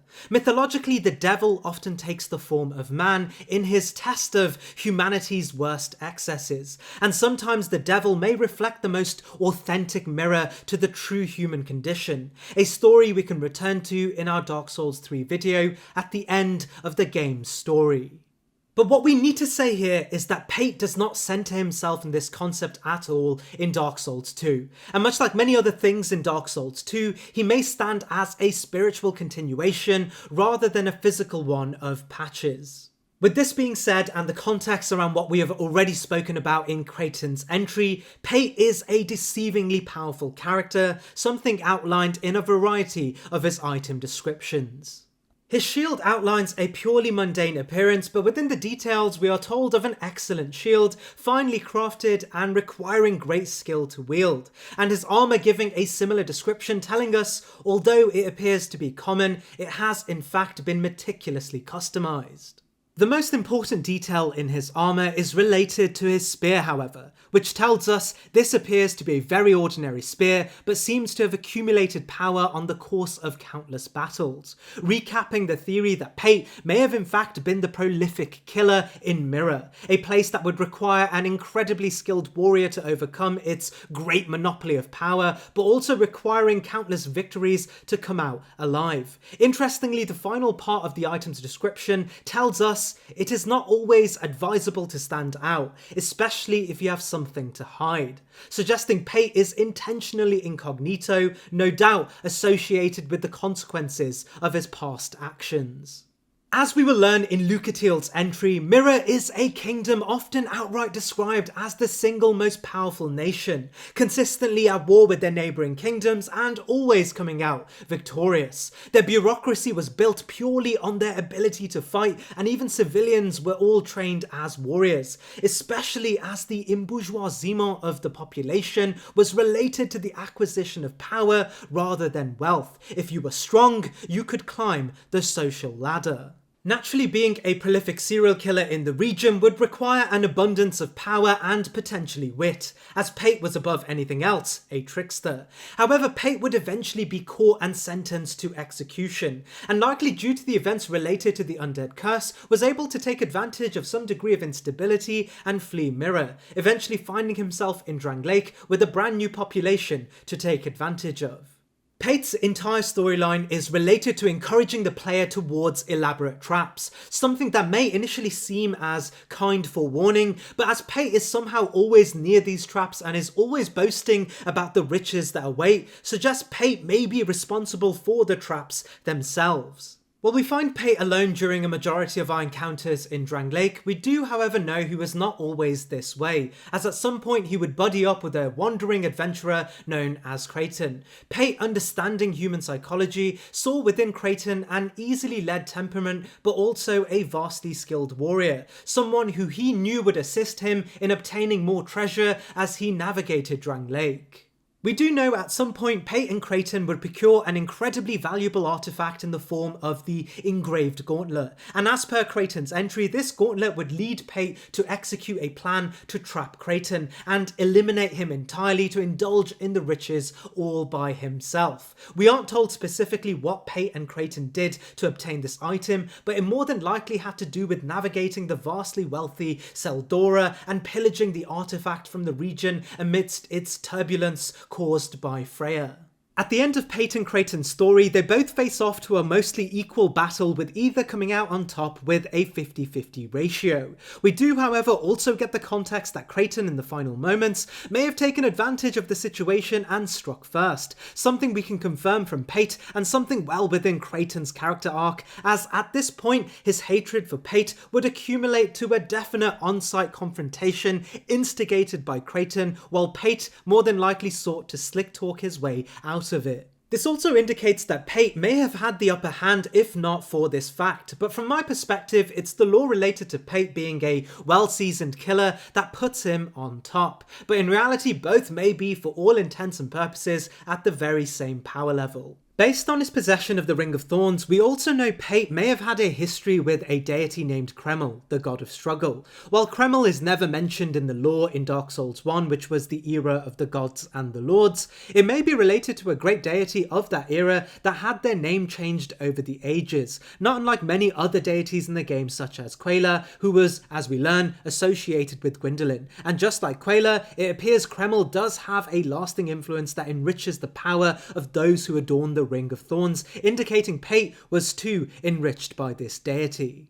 Creighton and Pate's story is that of two great individuals of incredible ambition. One a trickster who was tricked far above his means, and one of a man who was greedy enough to undermine his own trusting instincts and fall victim to manipulation on the promise of wealth. With the context of Pate having won countless victories based on his spear's description, but also the context of Mirror and the serial killing he got away with, on top of navigating Drangleic with ease, places both Creighton and Pate here on the list, with Pate on top due to the nature of his character being more detailed. In truth, however, either could be above the other, and for most cases, they rank in equal footing.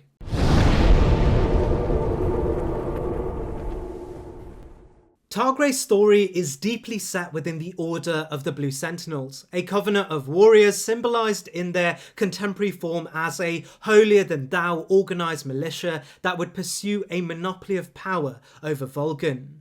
However, we learn from Targray that the Blue Sentinels in the world of Dark Souls 2 may have actually originated within the area we now know as Drangleic, rather than Vulcan, specifically where Hyde's Tower of Flame is currently set.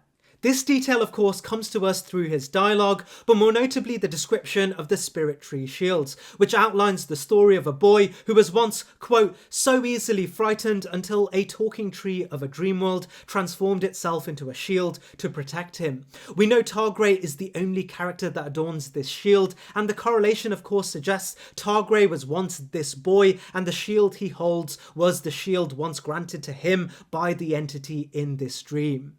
We learn this entity is known as the god Quayla. While the concepts of godhood will be discussed further in Tichy's entry, what we need to know here is that Hyde's Tower of Flame clearly took inspiration from the mythos of Anor Londo, and Quayla, due to its relation to illusions and dreams, may be related to Gwyndolin, the previous great overseer of Anor Londo, but more specifically the spiritual predecessor to the Blue Sentinels in the form of the Dark Moon Covenant.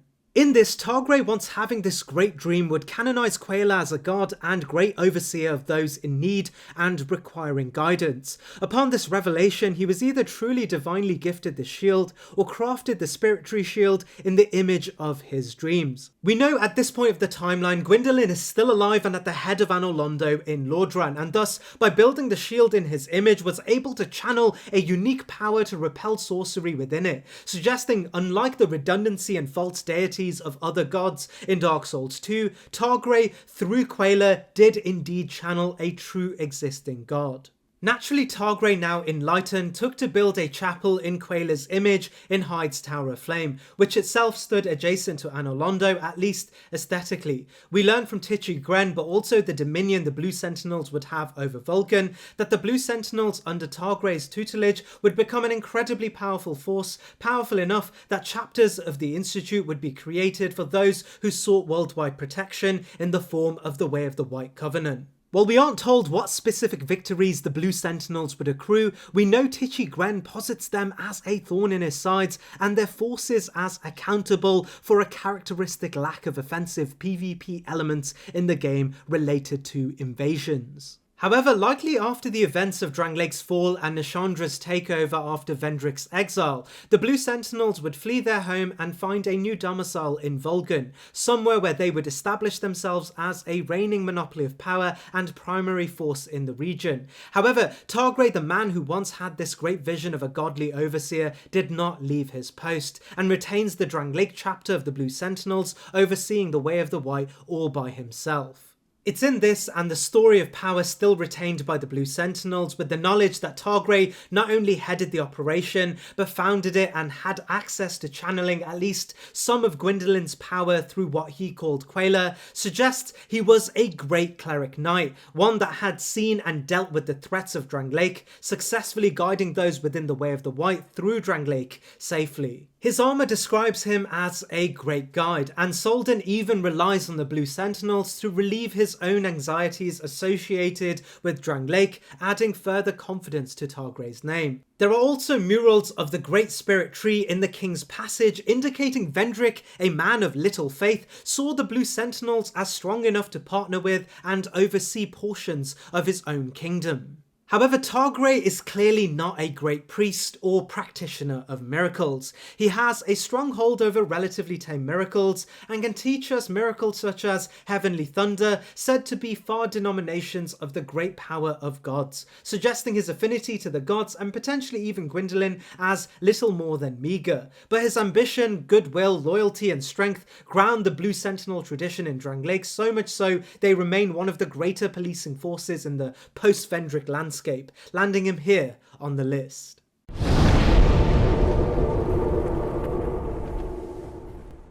Captain Drummond is a weird entry on this list, as it's clear he's far more than the sorry state we meet him in the game. It's clear our encounter with him in the Memory of Vanmar is just after a fatal incident against the War of Giants. However, we can summon him in a capable state in Jay's memory, and it's for this reason, rather than ranking him based on his debilitated form, we will be using his capable phantom to rank him on this list. From his name, dialogue and armoury, it's clear he originates from Vendrick's royal guard. We are told his ancestors, namely his grandfather and father, all served Vendrick as members of his royal guard. We aren't told much about the royal guard, aside from the fact that they were specifically recognised by Vendrick as great warriors of his realm. The royal soldier ring outlines these great warriors as simple warriors that prove their worth through strength alone, not unlike Vendrick and the ethos that pinned Drangleic as a great kingdom on its own. Drummond's dialogue tells us Vendrick specifically assigned Drummond as the main legionary to coordinate Drangleic's defence against the ever so crucial battle against the Giants. We know the Forest of the Fallen Giants, and previously one of Vendrick's main bastions,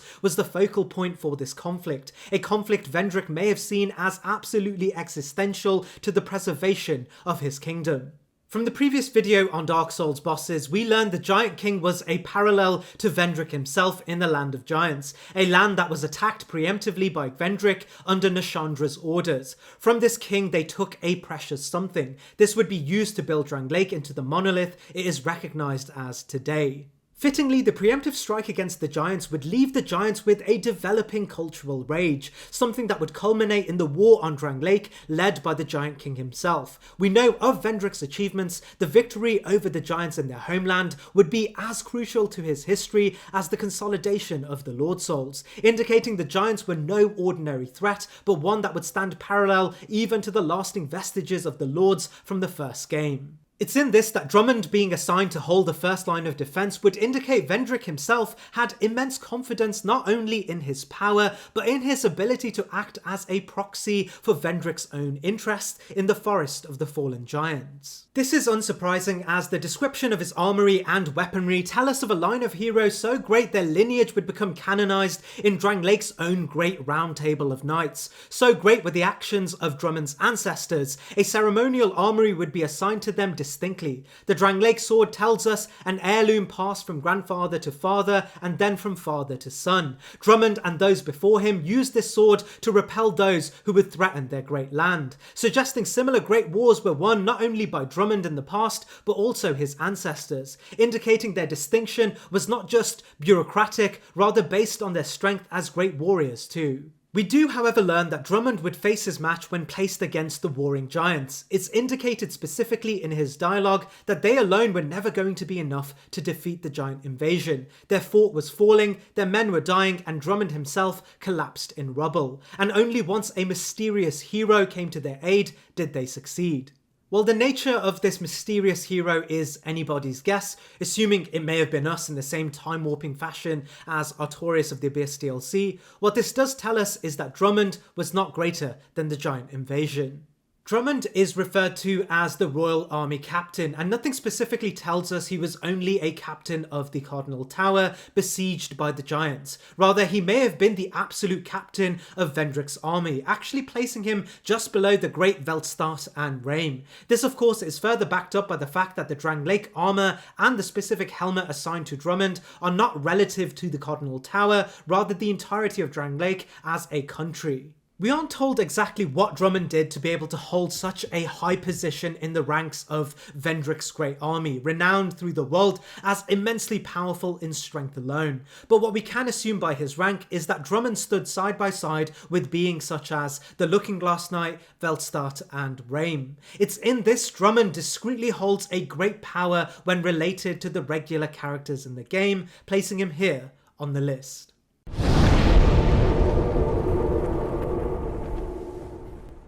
Felkin, much like Rosabeth, originated, as all great sorcerers would, from Melfir. While sources don't directly associate Felkin to Melfir, we learn from his dialogue that he travelled from the Melfian Academy. He tells us, "I went to a great school in the south, but neither sorcery nor pyromancy appealed." However, we do know Felkin did not entirely learn nothing here, as he clearly had an aptitude in magical weapon enchantments. His weaponry even indicates he was just as much a swordsman as he was a sorcerer. But the description of magic weapon indicates that those who practiced this hybrid approach to sorcery were often looked down upon by the members of the Melfian Academy. The close-mindedness of the Melfian Academy's purists would have Felkin looking southward towards Drang Lake and yearning for the darkness that resided in the area.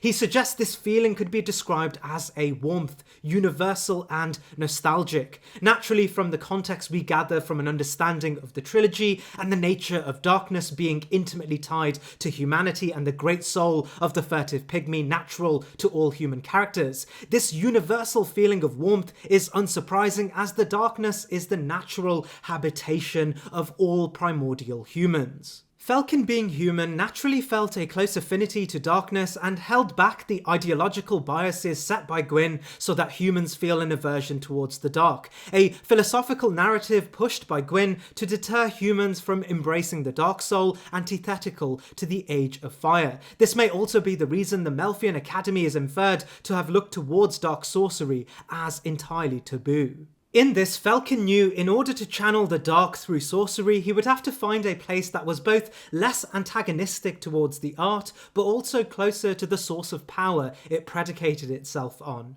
Once travelling to Drang Lake, Felkin would learn of hexes. He tells us, hexes originated in the ancient times. They were once a form of sorcery, but the practice was lost, then later rediscovered. Much like Felkin suggests, we know this tradition of channeling humanity-based sorcery actually originates much further back to Manus and Ulasil. The shamans of the old Ulasil township had their humanity and their sorcery traditions forcefully warped by Manus, whom was the greatest concentration of the aspect of the Dark Soul, and potentially what remained of the furtive pygmy after the events following the emergence of the Age of Fire and the subjugation of the pygmy lords by Gwyn. While Ulasil's dark sorcery remained isolated within the township and seemingly perished with Manus's destruction, we learn Manus's aspects spread across the world and took forms of their own throughout the game, taking the form of the great dark queens Alsana, Elana, Nadalia, and Nashandra. As we know, these Dark Sisters were directly associated to Manus. Their presence was more than likely enough to concentrate enough of the Dark Soul initially responsible for dark sorcery back into the world. But we also know a great sorcerer, likely from Ulasil or associated to the area, spread dark sorcery to the wider world after the collapse of Ulasil and Manus's death at the hand of Gwyn's great champion of dark. This sorcerer would be known as Galea. Galea would reproduce dark magic under its new name, hexes. Hexes were the projection of a very different soul to the ones associated to soul sorcery of Seath's concoction, and instead of using the power of Seath and the fragment of Gwyn's soul granted to him, this channeled the very dark soul itself. Inspired by Galea and the darkness at the heart of Drang Lake, we learn Felkin would have a well-travelled journey through Drang Lake, his words even outlining a potential encounter with the Archdrakes of Lindell. As the Archdrake chime tells us, it was these Archdrakes who originated from a land prided in holiness, who held within them sin and thus an inherent disposition to hexes. But we also know Felkin had at some point collaborated or became a resident of Uldir with associations to Uldir himself. This of course based on his possession of the Sunset Staff, described as forged in Uldir's keep. While Felkin's association to Uldir may seem out of place, we learn Uldir personally utilised his domain to understand the nature of the Curse of Hollowing, a task set by his royal sibling Vendrick. It's therefore unsurprising that his keep would become both an area for deep experimentations, but also delving into the power of the primordial dark soul, and thus, by extension, the development of hexes. We learn Aldir would invite others to the keep, and while a majority of these invitations would end in brutal malformation of the guest, the Sunset Staff being associated only to Falcon, but also its descriptive connotations detailing the stories of Aldir's invitations, would suggest Falcon had already began making a name for himself as a great scholar of hexes, and Aldir saw it necessary to consolidate Falcon's teachings into his own project to learn more about the Hollowing Curse. We aren't told explicitly what Aldir and Falcon would get up to, but we do learn Falcon would eventually part ways with Aldir, but only after having forged the Sunset Staff, the strongest tool in the game able to channel sorcery-based hexes. No doubt, Aldir and Falcon's magnum opus from their time as scholarly contemporaries. After the creation of the Sunset Staff, it's very likely Falcon believed he had attained all he needed from Aldir to go on his own journey to reinvigorate Galea's old tradition of hexes. In this, Falcon would develop unique hexes associated to his former position in Melfia as a magic weaponsmith, developing Dark Weapon and Resonant Weapon. The description of the Dark Weapon hex tells us Falcon the Outcast applied his art to transform magic weapons into a hex, but also the description of the resonant spells indicating he did so independently in his own dark solitude. This also gives us a bit more context as to what power Falcon was granted through his endeavours into hexes, as alongside a generic access to hexes associated with entry-level enthusiasts, he has the unique access to resonant spells.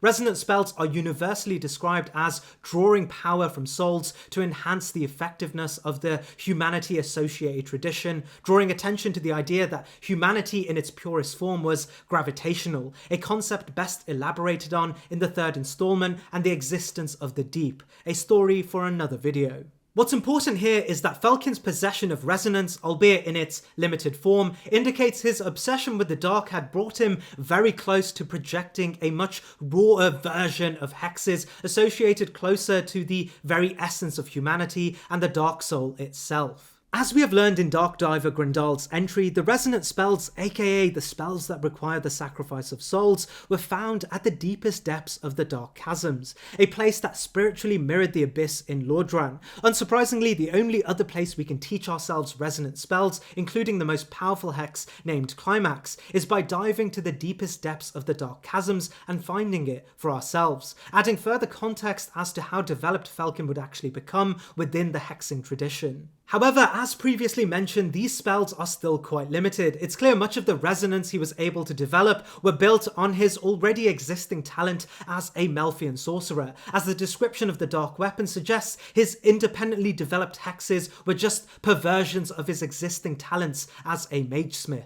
Indeed, to reference the great Melfian mage Carillion, if Falcon's ambitions to understand hexes were also combined with Carillion's mastery over sorcery, he would have, without a doubt, stood parallel even to the great Galea. However, Falcon left the academy in his early years, having only honed the art of magesmithing, shunning the academy due to their conservatism to dark sorcery before he could rise to the esteem of other academics such as Carillion or even Glocken. Through the concept art for Falcon, we also get insight into why magesmithing appealed to him, for he is, amongst being a talented sorcerer, clearly a great warrior too, wielding the Chaos Rapier, which reads, "Once a brilliant young sorcerer cast away his earthly desires, devoting himself entirely to the dark that bewitched him." His use of the rapiers indicates he may have taken on magesmithing as a supplementary art to enhance his own ability to fight with a blade, though context around his proficiency as a swordsman is yet heavily overshadowed by his hex-based endeavours. Ultimately, Falcon stands as a senior disciple of the great Galea, and while Galea's influence was far greater,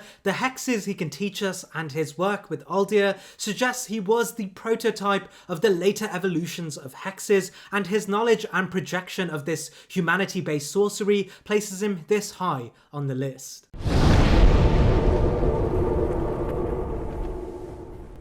One question that sat heaviest on my mind when assuming Gren's position on this list was his race. There is no outward suggestion placing him within the context of other beings already in the game. We know two other races of halflings are that of the Germ people and the marionette-like beings known as the Bellkeepers. We can for certain rule out Germ in this instance, as it's clear by stature they only really share height. Tichy is not stocky or adorned with armoury typical of the Germ population, and as we know their armoury was intrinsic to their racial identity, we can with certainty rule Tichy as not of their kind. However, the same can't be said for the Bellkeepers. We know the Bellkeepers were solely dutied to fight and protect bells, dutied and fanatical about this one goal. It's indicated that they are not natural beings and rather marionettes, puppets controlled by a puppet master. In the same sense, Gren, while not protecting a bell, does seem to carry aesthetic similarities and is even outwardly perceived as a puppet to a goddess known as Ner Elma,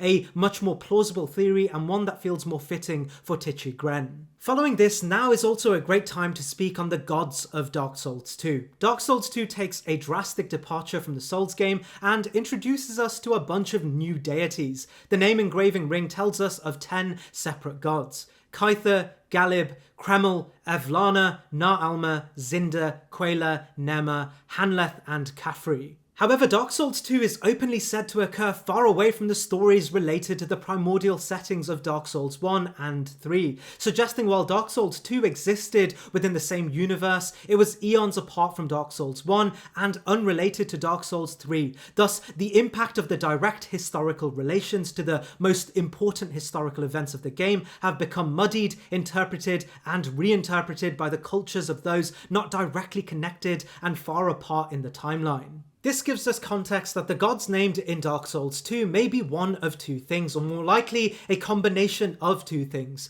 These, of course, are the remembering of these gods becoming confused through a generational game of Chinese whispers and folklore, but maybe too, the concept of godhood disconnected from the physical godly attributes we recognized in the first game. In this, humans may have become gods based on stories of their greatness and falsely placed parallel to the real gods of old, such as Nito, Gwyn, and even demigod children and peers such as Velka and Lloyd. We know for certain Evlana, goddess of hunt, is outwardly described as once human, and her story as a legendary bow huntress had her turned into a deity with the passing of law. With that being said, who is Nar Alma? Is he a human turned deity through stories of his life, or maybe a primordial god with a name forgotten through the passing of ages? Let's look at the evidence. We are never told of a god of blood in the entire Dark Souls trilogy. We know the four primordial lords were either aspects of Gwyn's soul or a being who harnessed a great lord soul from the primordial setting before the Age of Fire.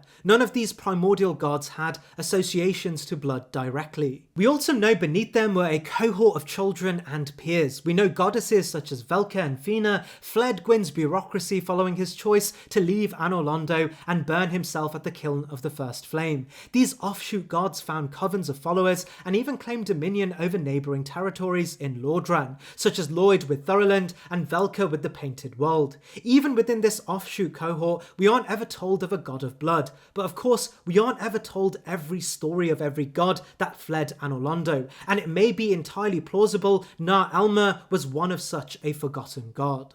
However, our next clue actually points us in a slightly different direction. We know Gren is entirely reliant on the reverence to Nar Alma for power. His set and even his weapon bear Alma's namesake, but the nature of the power associated to his weapons and even his spells, or more accurately hexes, reflect the power of the Dark Soul. This indicates heavily that Nar Alma is not associated at all with Gwyn's old bureaucracy, rather connected to the power associated to the Abyss. Within the game, we know those associated with the Dark Soul, especially of great power, never took the title of God. This is implied to be the case due to the concept of godhood being so intimately tied to the Age of Fire's bureaucracy. So where does God Nar Alma come into the picture, and how powerful was he if he was not a true-to-form god? Well, our biggest clue as to the nature of Nar Alma actually comes to us in the aesthetic and conceptual similarities between the original Darkwraith Covenant of Dark Souls 1 and Tichy's Brotherhood of Blood Covenant.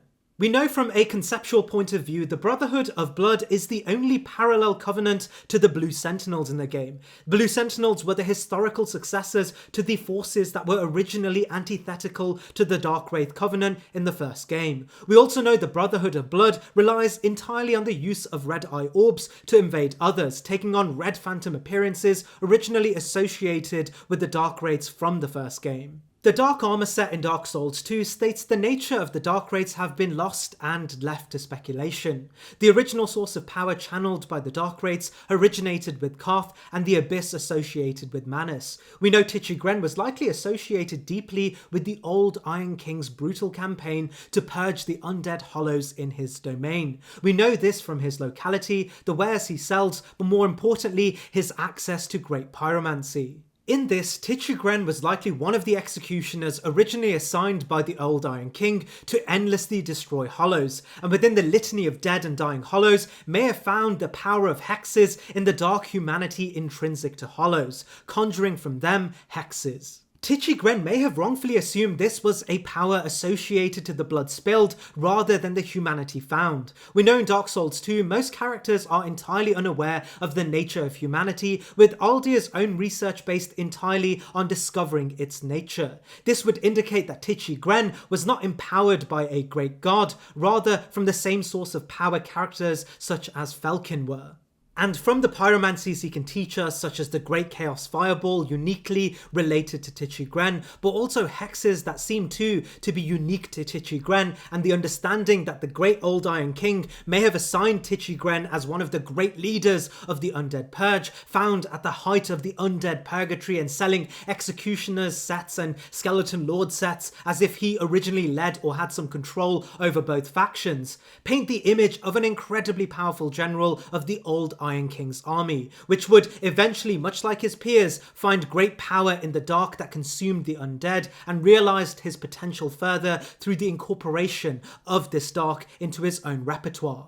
Assuming the power he had found was generated by the blood spilled, he would create a covenant of champions and embark himself on a campaign of extraterritorial bloodshed. Under this premise, Tichy himself would have a large section of the Blue Sentinels and Undead Hollows be. In this, Tichy, a uniquely powerful pyromancer associated directly with the fires of the old Iron King, with a unique closeness and proximity to the dark, and a seemingly well-fulfilled journey as a brother of blood, make him a character worthy of even the old Dark Wraith tradition. And while not as close to the true source of power associated to the Dark than characters such as Felkin, Grendal, or even Endgame Carillion, his tenure as likely a well-journeyed killer, memorialized in a covenant that revere his position as a leader, place him far beyond the pale.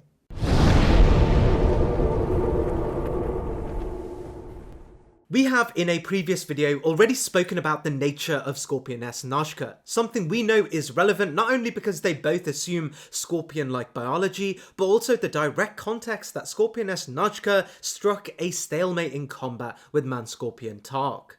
And while there is little evidence to suggest what kind of strength Man-Scorpion Tark had, we do have an abundance of knowledge on how great Najka was, and thus comparatively can draw a power ranking for Tark based on this. Returning to what made Najka so great, we learn she was able to harness the power of Big Hat Logan in combat. She is one of a few characters able to conjure the primal sorceries of the original Vinheim Dragon School, able to conjure Soul Mass and Soul Spear, making her power comparable to the legacy that Logan had left prior to going insane in Seath's domain.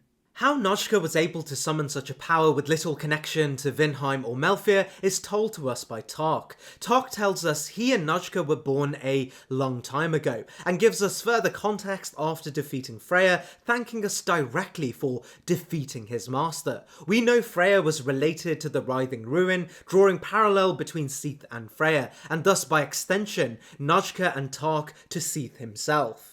This explains why Najka is able to summon upon primal sorceries. Seath was the namesake of the Vinheim Dragon School, and they channel their power from Seath himself. However, when initiating combat with Tark, he doesn't use any primal sorceries, rather relies on a black scorpion stinger stinged with a deadly poison, suggesting his heritage, unlike Najka, took more from Freya rather than Seath the Scaleless. Why this is may be down to the history of both beings. Najka may have had a proclivity to sorcery in her old life before being transformed by the Writhing Ruin, while Tark may have had a history as a great warrior. The clue we do get about Tark's heritage actually comes in the item that he can give us, the second dragon ring, which canonizes the story of a great warrior called Rollmond. It tells us Rollmond, Knight of Drangleic, served the king by guarding the fort until his own demise, and was said to have cherished this ring throughout his life of service, indicating Tark may in fact be Rollmond or a close friend of this warrior, potentially even a peer in war. This paints the image of Tark as once a great warrior in service to none other than Vendrick, and as suggested by the naming of the ring relating it to dragons, suggests Tark, who may have been Rollmond himself or a peer with the same affinities, found solace in Seldora due to its connection with the most influential dragon of them all, Seath the Scaleless. We know Seath's power was in both sorcery, but also creation. His experiments spurred the creation of a variety of beings, no less humanoid hybrid beings such as the Serpent Men. In this, Tark may have found himself warped by Seath's presence, turning into the man-scorpion we know him as, but remained true to his warrior roots, keeping a hold of the second dragon ring and honing his craft with his pincers rather than blades he could no longer adorn. Of course, his power, as stated earlier, is tied most intimately with his equal Najka. It's in this he reigns incredibly powerful as both a product of the primordial Seath, but also a great warrior of his own life too. And just like Najka, it's clear Seath's influence has shaped him into a much stronger threat, putting him adjacent to even the mid-range bosses of Dark Souls 2 in the video we did previously.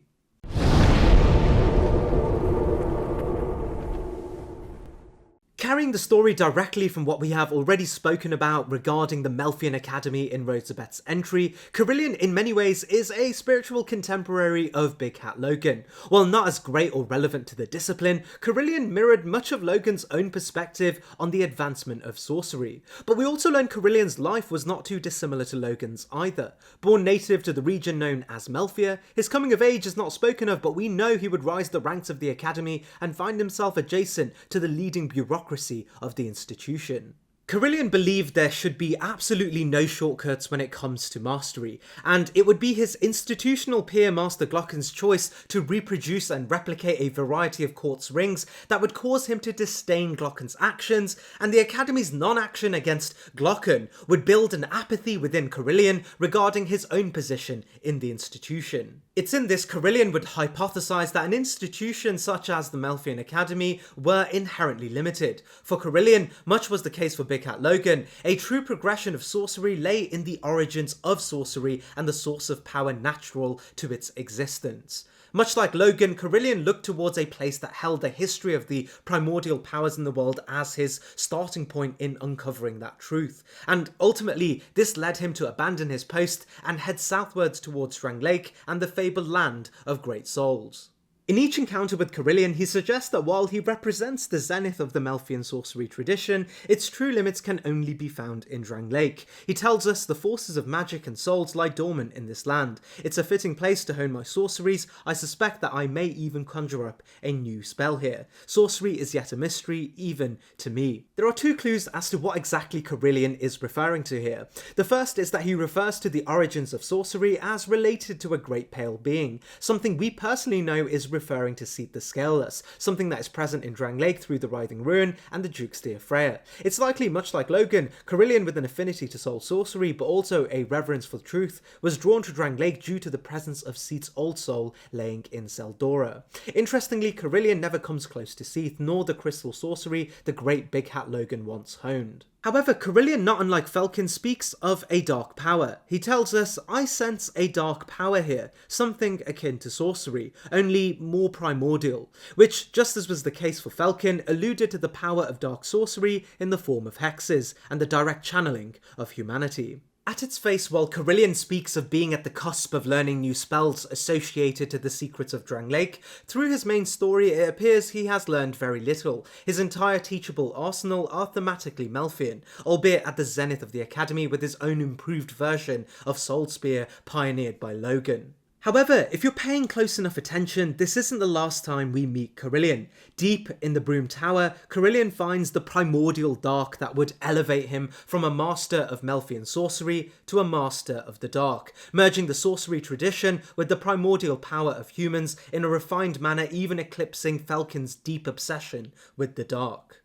In the DLC, we learn Carillion would follow the path towards the Broom Tower with the idea of confronting the dark at the heart of the tower in the form of Nadalia. From his dialogue, we learn he saw potential in developing new sorceries here, and thus elevating the Melfian sorcery tradition to new heights by incorporating this dark. Naturally, Carillion may have understood that sorcery itself was, as its name suggests, concentrated assertions of souls themselves. Thus, soul sorcery birthed from Seath the Scaleless likely has its origins tied to the fragments of Gwyn's soul granted to Seath due to his contributions during the war against the ancient dragons. While Carillion is not the first to harness the power of dark sorcery in Dark Souls 2's narrative of the world, as this sits firmly with the historical character named Galea, we know he would find enough inspiration within the Broom Tower to formulate a great hex of his own, the Dark Greatsword, an ability he's able to use when summoned as a White Phantom during the Fume Knight boss encounter.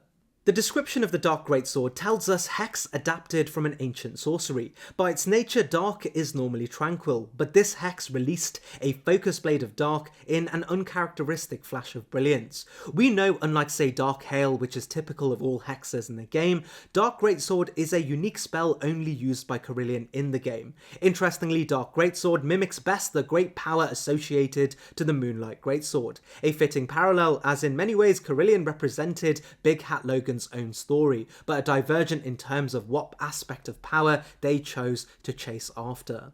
In this, Dark Greatsword represented the perfect marriage between the established sorcery of the Melfian Academy, but also Carillion's pursuit of finding a perfect new spell that elevated his understanding of sorcery to a level beyond the Melfian discipline. It's no surprise the Dark Greatsword requires the greatest amount of intelligence of all hexes to use, as it was a true scholar's perfection of hexes within the tradition of spellcasting.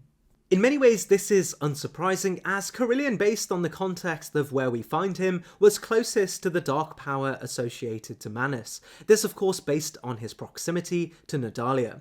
And as we know, dark sorcery, the progenitor of hexes, was first introduced to the world based on the Ulasil sorcerer's proximity to Manus. Unlike say Falcon or even Grendal, Carillion was not a hexer. He wasn't obsessed with the dark or humanity. He wasn't just a talented young Melfian sorcerer who found solace in hexes, as was the case for Falcon. Instead, he was a master of Melfian sorcery who saw an opportunity to utilize the dark to develop new spells, not because he was drawn to the philosophy of the dark, rather because he knew he could shatter the glass ceiling set by an institution that feared progress, proving them wrong and proving Master Glocken wrong.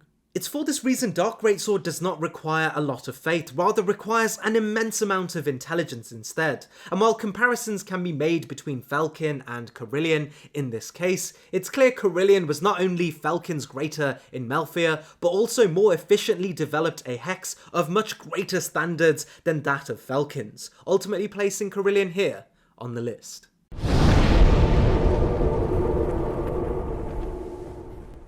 Keeping in tune with the ethos of Dark Souls 2, Magrold is a spiritual continuation of a character we are already familiar with in the first installment, this of course being Domol of Xena, sharing a mercantile lifestyle but also regions of origins eerily similar to one another. We know Domol is from Xena, a place renowned for both merchants and wisdom. A bit of context we are given only through the description of Domol's armour. Similarly, Magarold's armour echoes the same sentiments of wisdom, wealth and merchants. In another similar fashion, Magarold is the only character from Lanifear in Dark Souls 2, not unlike Donal in Lordran being the only character from Xena, reiterating the land's somewhat isolationist position and the rarity of having one of their residents travel outside of the country's border. Much like Donal within the context of the armour is also statements of reserved power. We are told Magarold holds a symbol of an eagle, something synonymous with strength. We know Donal had assertive descriptions of him being a conqueror, which in itself was a sly detail never spoken of by the character itself. Donal, due to the nature of where he exists in the timeline and the very solid theories of his involvement with Seath and even the Occult Rebellion, makes it clear he was a character of immense strength. The same can't be said for Magrold, at least not Magrold of Lanifear as we know him, leading us to the greatest revelation, or theory, about Magrold, his identity as Jester Thomas. There are a variety of clues that point towards Jester Thomas being Magrold. The first is that we only encounter Jester Thomas on the way to Magrold when faced with Metha the Baneful Queen, suggesting he either came with us after defeating Metha or took up shop right after leaving his summon sign in her domain. We also know the unique Jester set associated with Thomas is only sold by Magrold, and when we actually read the description of the Jester set, it tells us Jesters are more than just festival fixtures. Some have a second face, hidden from public view. We also know Magrold, like Donald of Xena, has a close affiliation with dragons, giving us context around the Dragon Remnant's Covenant, something Jester Thomas seems to also have, as his next summon sign is in the Dragon Sanctum within Shulver. We also get a stark bit of dialogue that ties this all together. When spoken to, he confronts us in a defensive tone when asked about his identity, as if he expects us to recognise him from his aid to us as Jester Thomas. This also helps us understand how, not unlike the secret power related to Donald, he is able to follow us and increase his wares based on the bosses we are able to kill, suggesting he is too able to traverse our path and follow us through some of the most treacherous regions of the game.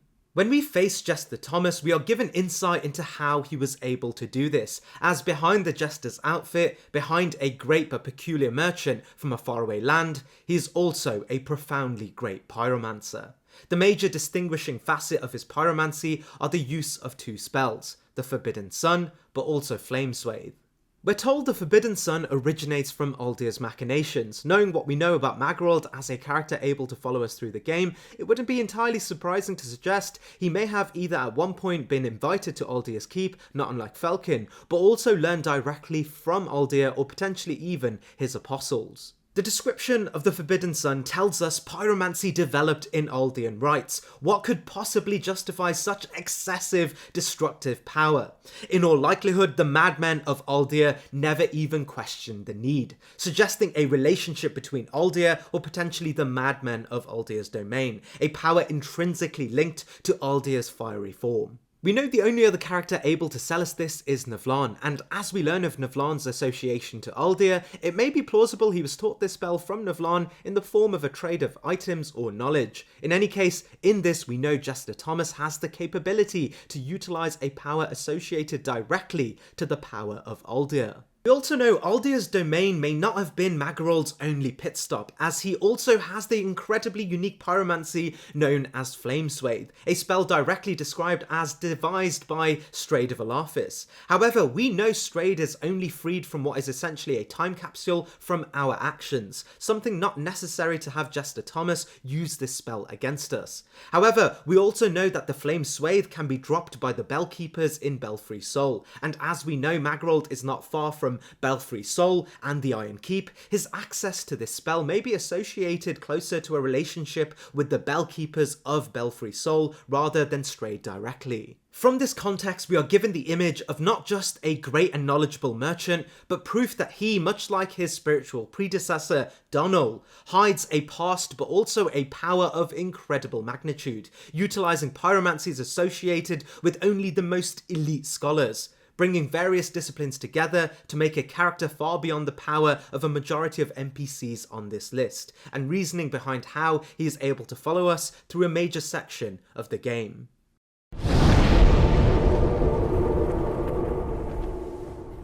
Villard is one of a few cases where the official guide actually gives us notes on their strength in comparison to others. It tells us this Dragon Knight was charged with protecting the petrified egg stored in the Dragon Shrine. He is the strongest of the apostles residing in the shrine. So we know he's the greatest Dragon Knight, but who are the Dragon Knights and where do they fall in the grand narrative of beings in the game? Our first clue as to who the Dragon Knights are based upon the covenant of warriors they are most likely associated with. We learn amongst their ranks they value dragon scales above all else. Its description reads, "A scale from the body of an ancient dragon. Offer to the dragon to bring your own flesh closer to that of the eternal ancient dragon." If you played the first game, you'll notice that this covenant is eerily similar to the mission objective related to the ancient stone dragon covenant from the first game. Humans seeking ascension to dragonhood through proximity with dragon scales. We learn from the first game the initial steps to this ascension were actually formalized through the use of stone tablets. They read, "Stone imbued with the power of the dragons, right of apostles of the ancient dragons. The dragon apostles seek transcendence of life itself, attainable by transformation into an ancient dragon. This right is only one step." Interestingly, Dark Souls 2 has a similar item called the Dragon Stones, sharing an almost identical design, making it clear the traditions related to the first Dragon Covenant are integral to the new Dragon Covenant in Dark Souls 2. However, we learned the Stone Dragon from the first game is nowhere to be found in Dark Souls 2, and only slight mentions of its existence can be gained through item descriptions. Descriptions that question the validity of the claims of its existence entirely. Of course, we know these claims are true, but it begs the question, if they didn't have a direct line to the Stone Dragon that bestowed the right to the stones and empowered them with the transformative properties, how did these beings replicate the Dragon Stones in the world of Dark Souls 2? Well, we know the focal point of this covenant was an item known as the petrified egg, the key word being petrified, indicating the egg is of a stony substance, or ossified. This in itself suggests the petrified egg may host within it an aspect of the stone dragon from the first game, and thus within it host a power linked to the stone dragon. Interestingly, the only way we're able to gain stone tablets to transform into dragons is if we give the petrified egg to Magarold, who in turn is able to channel power to it if we grant him dragon scales, just like the first game with the stone dragon. In this, we learned that the petrified egg in the dragon shrine was the force in which the Dragon Knight Covenant were able to build their influence and power. Which takes us perfectly to Dragon Knight Vilad. The guide tells us Vilad, being the greatest of the Dragon Knights, was tasked with what is likely the most important job of the entire Covenant, the protection of the petrified egg and the source of their power and potential ultimate ascension to immortality. This tells us not only was Vilad the greatest of the knights, the closest of their members to ascension, the one being that offered the most dragon scales and thus accountable to the most dragon slaying, but also the primary force that kept the secrets of their covenant away from the hands of those who sought the petrified egg for their own gains. We know Drangleic is absolutely littered with beings that sought power through proximity and experimentation with dragons. It's not surprising even Aldir's greatest experiments were all related to the Dragon Shrine, with Shanalot but also the Mock Ancient Dragon. But we also know of dragon warriors throughout the regions who were comfortable invading nations, waking up slumbering dragons, and even risking everything just at a chance of bringing them close to the dragons. It's in this that Vilad may have had to fend off against threats far beyond what most characters would have to at this point.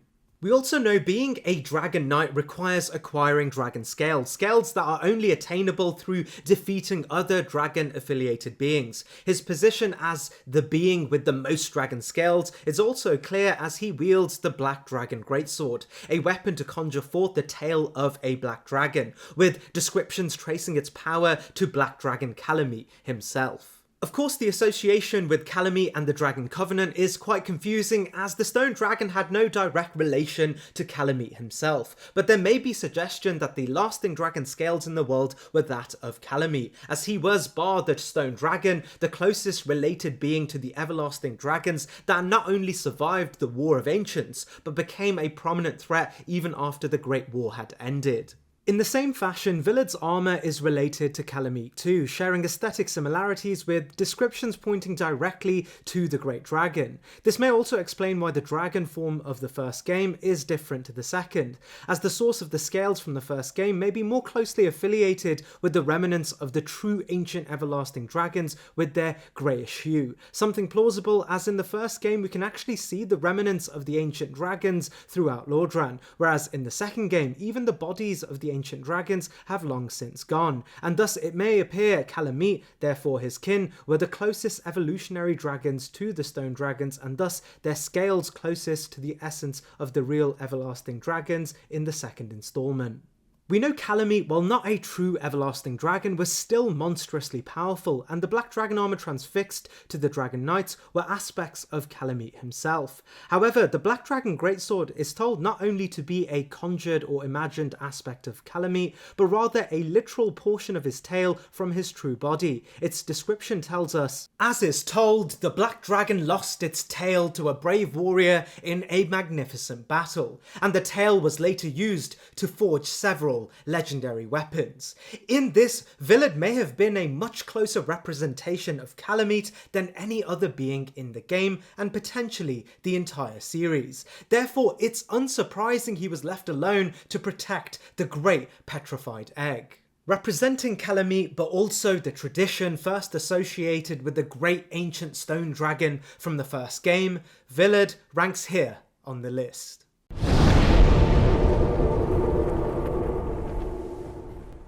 Lucatiel, one of the most recognisable characters from the entire franchise, has a story drenched in accolades and power. Hailing from Mirror, it's no coincidence her strength centres her story, as Mirror, as discussed earlier, was a society that organised its classes based on the strength of their knightly order. Lucatiel tells us our land of Mirror is surrounded by enemies and constantly at war. There is only one way up in Mirror: join the Order and prove yourself in battle. My family had little fortune and no name. I had to carve out a piece of the world for myself with two things: my sword and my loyalty to my lord. In many ways, Lucatiel is a look into the past, not the past of the game or the history of the land, rather the past of another character that intentionally looks just like her brother Aslatiel. We are told from Lucatiel's dialogue that Aslatiel, her elder brother, left randomly from his birthplace in Mirror. She speaks of his talent as a swordsman, second only to her. She concludes by telling us he surely came to Drang Lake, much like others, to seek out the prophetic cure to the curse of hollowing, and potentially too the power at the heart of Drang Lake, the place that harboured the great Lord Souls. In the same sense, when we ask Lucatiel why she's here, she tells us outright she's here to claim her share of Drang Lake's powerful souls. Context that's elaborated further, indicating that she, much like her brother, too found herself afflicted by the dark sign and seeks salvation in Drang Lake, whatever that's supposed to look like. We'll learn in the upcoming entry for Aslatiel that her brother's journey was cut short not too far from Aldea's Keep. Unsurprisingly, that is precisely where Lucatiel's ends too, mirroring her great swordmaster brother. In reference to her strength, she tells us she started from the bottom of Mirror's social ladder and fought her way up the upper echelons of her country, describing her successes as consistent from the day that she was born, and also discusses major successes on the Moraine battlefield, achieving great commendation much quicker than her peers. We learn all great knights of Mirror were venerated with the Mirror Greatsword, the weapon described as demanding advanced skill in rare and unique sword technique, a descriptive convention seldom seen for any other weapon in the game, let alone ones associated to other adjacent knightly traditions. The game makes clear no matter how strong other knightly traditions were, the Moraine Knights were the single most advanced military nation in hand-to-hand combat. Naturally, Lucatiel is one of the most summonable phantoms in the game, able to be summoned throughout a majority of the game, but the most telling phantom summon of her is at the foot of the boss I ranked as the single most powerful boss in Dark Souls 2, the Burnt Ivory King. And while we can summon other beings not far from the Burnt Ivory King, we know for a fact that Lucatiel came through the exact same path as us to be where she is today. She ventured into Drang Lake after Vendrick's abandonment. She fought beside us through a majority of the game's challenges, and it's unsurprising that her final act of service to us is to fight against the great Burnt Ivory King, the single greatest warrior in the game, tied down by his duty to his kingdom, but also by the fervour for battle instilled in all Ferocians to the bitter end.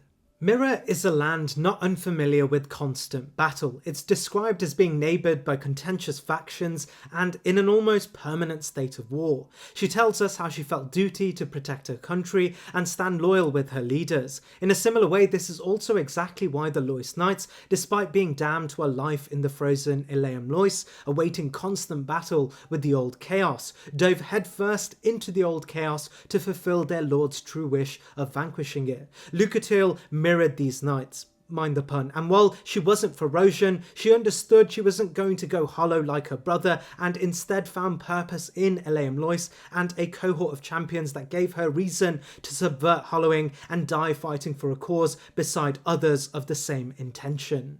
Before the DLC, it was presumed that Lucatiel dies or hollows after being potentially defeated by the hollowed version of her brother in Aldia's Keep. However, the context of the DLC shows at some point she would venture into Eleum Lois and place her sign to join in on one of the greatest battles of Dark Souls 2's story, likely after seeing her brother's form and refusing to accept the same fate as her brother. In a desperate plea to find a cure to her curse, she would inadvertently find her cure to hollowing by projecting a new sense of purpose in Eleum Lois beside a band of unlikely comrades. Many will argue that her summon sign being present in Eleum Lois doesn't necessarily mean she was here. However, her story more than anyone else's canonizes the events in which we summon and overcome a challenge alongside her. Her story only progresses when we have defeated 3 bosses beside her, and she even references the struggles you, the player, and her overcome after each step. In the same sense, Lucatiel, without a doubt, did not have her story end in Aldia's Keep, rather in Eleum Lois, placing her here on the list, a warrior worthy of even the Ivory King's commendation.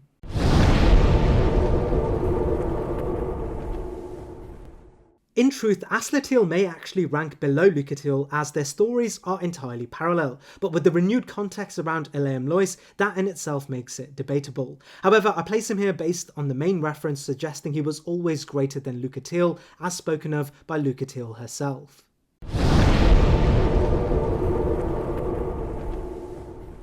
As we have come to learn, the story of Ferosa, while starting at one point, diverged into 2 separate parts. One exemplified by the Great Ivory King, stalwart in his path to justice and duty, and the other exemplified by Vengal, crude mercenaries driven by self-gain and the fervour for war, no matter the consequences. Ferosa, not unlike Mirror, was a country far east from Drang Lake that was mired in prolonged conflict. Embroiled in conflict with their neighbours, we learn from the Ring of Giants that social hierarchy, just like Mirror, were predicated on their ability to fight. This of course is unsurprising, as we learn the country venerated a deity named Faram, a supposed god of war symbolised by a lion and looked upon as a blessing for fervent fighters. While Ferosa was still intact, we learned 2 major sections of their society would come to dominate their culture. The first and arguably most influential section were the Knights of the Realm, of which we learned the Ivory King was the most high-ranking. The Ivory King Ultra Greatsword tells us it is said that the Ivory King was once the highest-ranking knight in his home Ferosa, famed for its god of war. After taking his crown, they say he was the first to swing his sword in times of need, be it for his homeland or his people. However, beside the Knights of the Realm were the Bandits, originally much weaker, likely due to their disorganised state and contentions amongst themselves. We are told they remained very much in the peripheries of the Ferocian kingdom. Naturally, as all members of Ferocian society venerated Faram, they sought fortune and the sustenance of their economy on expansionism and imperialism. And while this may have worked out well for a while, eventually this practice would be entirely unsustainable, something they faced the harsh reality of when Ferocian society would collapse under its pressure. While the collapse of Ferocian society led to the unravelling of the ruling kingdom in Ferosa, this opened a power vacuum that pushed the bandits in the periphery deep into Ferosa, and with the ordinary civilians now unbound by the legislature of Ferocia's royal family, many would either take to the well-established banditry native to the region or would be forced to leave the land seeking stability elsewhere. Amongst both tribes, we are told Vengal stood out as unhinged, but also the most incredibly dangerous bandit of them all. Vengal's armour details the story of one of the most prominent bandit crews known as the Lion Knights. The Lion Knights saw within Vengal a powerful ally, but even then kept him at an arm's length. How Vengal was able to build this reputation is actually told to us in the description of his weapons, which state the red scimitar and sword were initially crafted by the bandits to challenge Ferosa's royal knights as a means of testing their strength. Most bandits attempted to use these weapons but found the blades to be far too heavy to utilise effectively. That's until Vengal took it upon himself and swung the weapons around like wooden playthings, as per their descriptions. In this, the red weapons would become synonymous with Vengal and the use of the blades left to Vengal alone. This also gives us insight that the Lion Warrior bandits were often faced against the royal forces in the mainland, and despite how powerful we know the mainland to have been with the presence of the Ivory King, they still remained in a continuous stalemate. After the fall of Ferosa, and as the bandits claimed dominion over the territory, we know they would never truly formalise their own kingdom, as of course they themselves were not a cohesive unit. Naturally, Ferosa in its barren state left many, even the bandits, stateless, and eventually the Ivory King would rebuild a domain in Eleam-Lois with a duty of his own, taking with him the great Ferosian knights and potentially even the North Wandering Sages, whereas Vengal and his bandit cohort would travel afar as sellswords, building a living out of contract killing. Item descriptions often position Vengal as the Ivory King's bandit parallel. While Vengal definitely doesn't live up to the Ivory King in their respective contemporary forms, we do know the bandits look to Vengal in a manner not dissimilar to the Ivory King within Ferosa itself. We also learn amongst the great bandits that would find influence elsewhere, Vengal, likely from his reputation as the greatest of all sellswords, was personally commissioned by Vendrick to assist in Dranglake's own contentious endeavours, something outright told to us by Vengal, referring to Vendrick and Dranglake. What battles Vengal helped Vendrick with is not told to us, but it's suggested to have been more than one occasion. However, on the last occasion in the Shaded Woods, he would lose himself in the fervour of war and in a flash instant be decapitated, only for his body filled with the fervour of war carried on without him, all the while he lay just ahead in the rubble of the battlefield. We aren't told the nature of the battle in the Shaded Woods, however clues from the descriptions of the Giant Lord Soul prior to the Skull of the First Sin update does indicate the first assault on Dranglake by the Giants were upon the northern shores, geographically consistent with the Shaded Woods. We know Aldir knows of Vengal's story, making the timelines consistent with the giant invasion. We also find peculiar trees in the Shaded Woods that seem somewhat sentient, which in itself lends to the idea of trees marking the death of giants and hosting sentient powers within themselves. We of course know the story of Vengal does not end in the battlefield, as his head would remain sentient and even ponder on the philosophy of existence, while his body, still a raging machine of war, continued down a path of destruction, clearly having successfully fended off the Shaded Woods, with context clues even suggesting he may have been one of a few living beings from this war. And while the war may have seemed understated when we arrive, it's the only place in the game that is literally haunted by spirits and the fog of war still lurking, as if this was once a tremendous graveyard. In this, it's plausible to assume Vengal's body would give Dranglake the upper hand in this battle, and he may have been responsible for the greatest loss of life during this period. When we meet his body, his weapons are rusted and coated in blood, but his body just as powerful as ever. Something relevant, as the ranking of Vengal goes off of his phantom summon, which in its full glory is connected in both mind and body once again.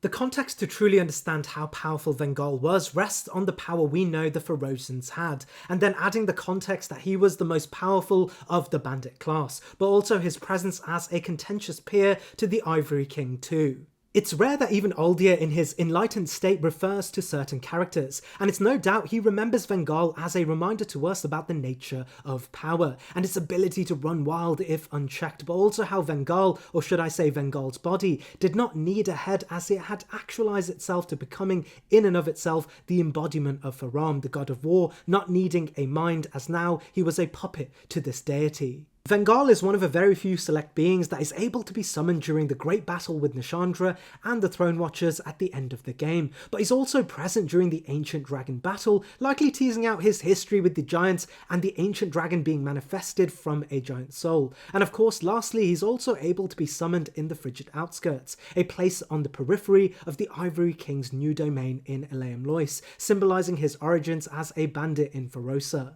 Rarely are there characters venerated this deeply for their sheer strength, and in this, Vengal the Headless, but also the Enlightened, ranks this prestigious position on the list.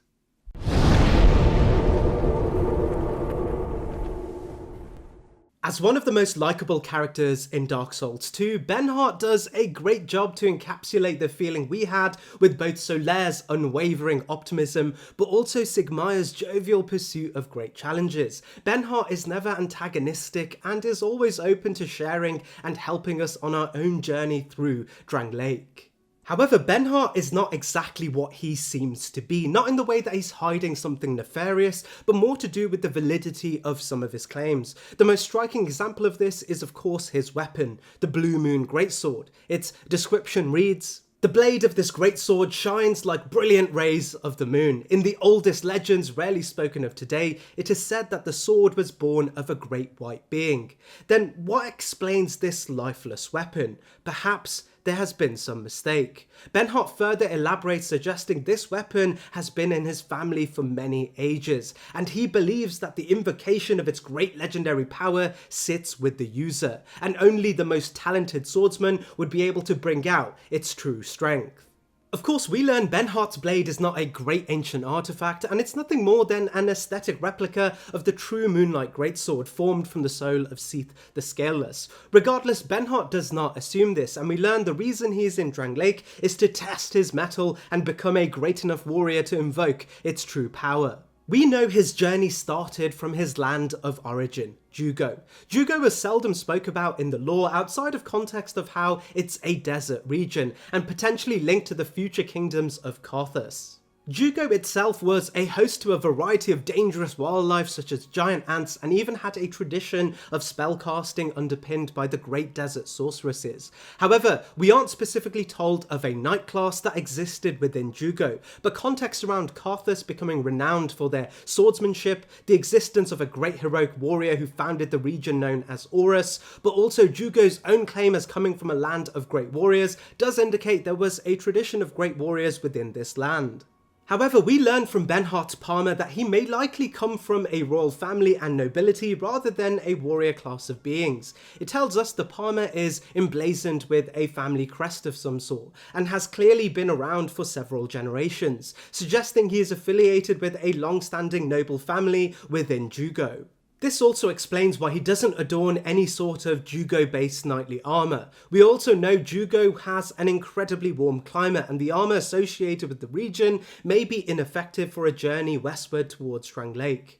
We know when we meet Jugo he's wearing an armour more typical of Mirror, a land renowned for a warrior tradition, with their hierarchy based within the ability to fight. While this may suggest Jugo just bought or salvaged some armour from a Moraean knight in Drangleic, I believe from his dialogue, but also the nature of how powerful he's become when he comes to Drangleic, as he's able to be summoned essentially for all important boss battles, including the final boss too, that this actually points towards a journey he made from Jugo to Mirror as his first attempt at becoming a greater warrior to invoke the power of his blade. We are told Mirror lies between Jugo and Drangleic, so geographically this would make sense. While it's not stated what would happen in Mirror, we know it wasn't enough to bring Benhart to a satisfactory level to invoke his blade's power, something we know is futile as the blade is fake, but Benhart believes this prophecy as adamantly the truth. This of course would eventually lead him to Drangleic, the greatest challenge in the lands and the zenith of honing one's craft as a great warrior. When we meet Benhart, he's not adorned with Jugo armour nor noble attire from Jugo, rather just a shield to represent his heritage, and armour of Mirror to represent his journey so far. He outwardly tells us he is not in Drangleic for the reasons we come to assume for all desperate undead, rather as a proving ground to bring him the prize of having unlocked the power at the heart of the Blue Moon Greatsword. In his quest to become worthy of his blade, in many ways he becomes a warrior that proves himself to be far greater than most other characters. He can be summoned during the Prowling Magus, Looking Glass Knight, Elana the Squalid Queen, the Throne of One itself, and most peculiarly the memory of Jay, assisting us even with the Giant Lord himself. In this, more than literally any other character in the game, Benhart, in a feat to prove himself worthy of his blade, has inadvertently proved himself greater than most living humans, having travelled the furthest through Drangleic, further than people who are looking to consolidate the Throne of Want itself. No matter how much doubt others placed on Benhart's ambition to prove his Blue Moon Greatsword, in a weird way it was in this proving that he earned the respect far beyond what could be shown of a person who truly did wield the real Moonlight Greatsword, following us to the literal end of the game and the final battle against Nashandra herself. Dark Souls 2 is a game of concepts. Its story has always been more than just canon events that affect the game. Rather, it's an installment that underpins many of the game's prevailing concepts. Aldir told a story of the undead curse, the inevitability of cycles, and the lack of input mere humans had to influence the material conditions of the world. Vendrick and Nashandra tell us of the nature of humanity and the dark, and its intrinsic role in the lives of all humans no matter how far we ignore it. However, Benhart of Jugo tells us of the power of want, and those who covet the throne being the furthest from achieving this reality, and only those who seek fulfilling an aspect of themselves void of lofty ambitions find themselves much closer to the real great goals of the world. This is why Benhart of Jugo never speaks of the undead curse, nor the throne of want to influence the new world, rather a pledge to himself to be good enough to prove only to himself that he is the greatest version he could ever be.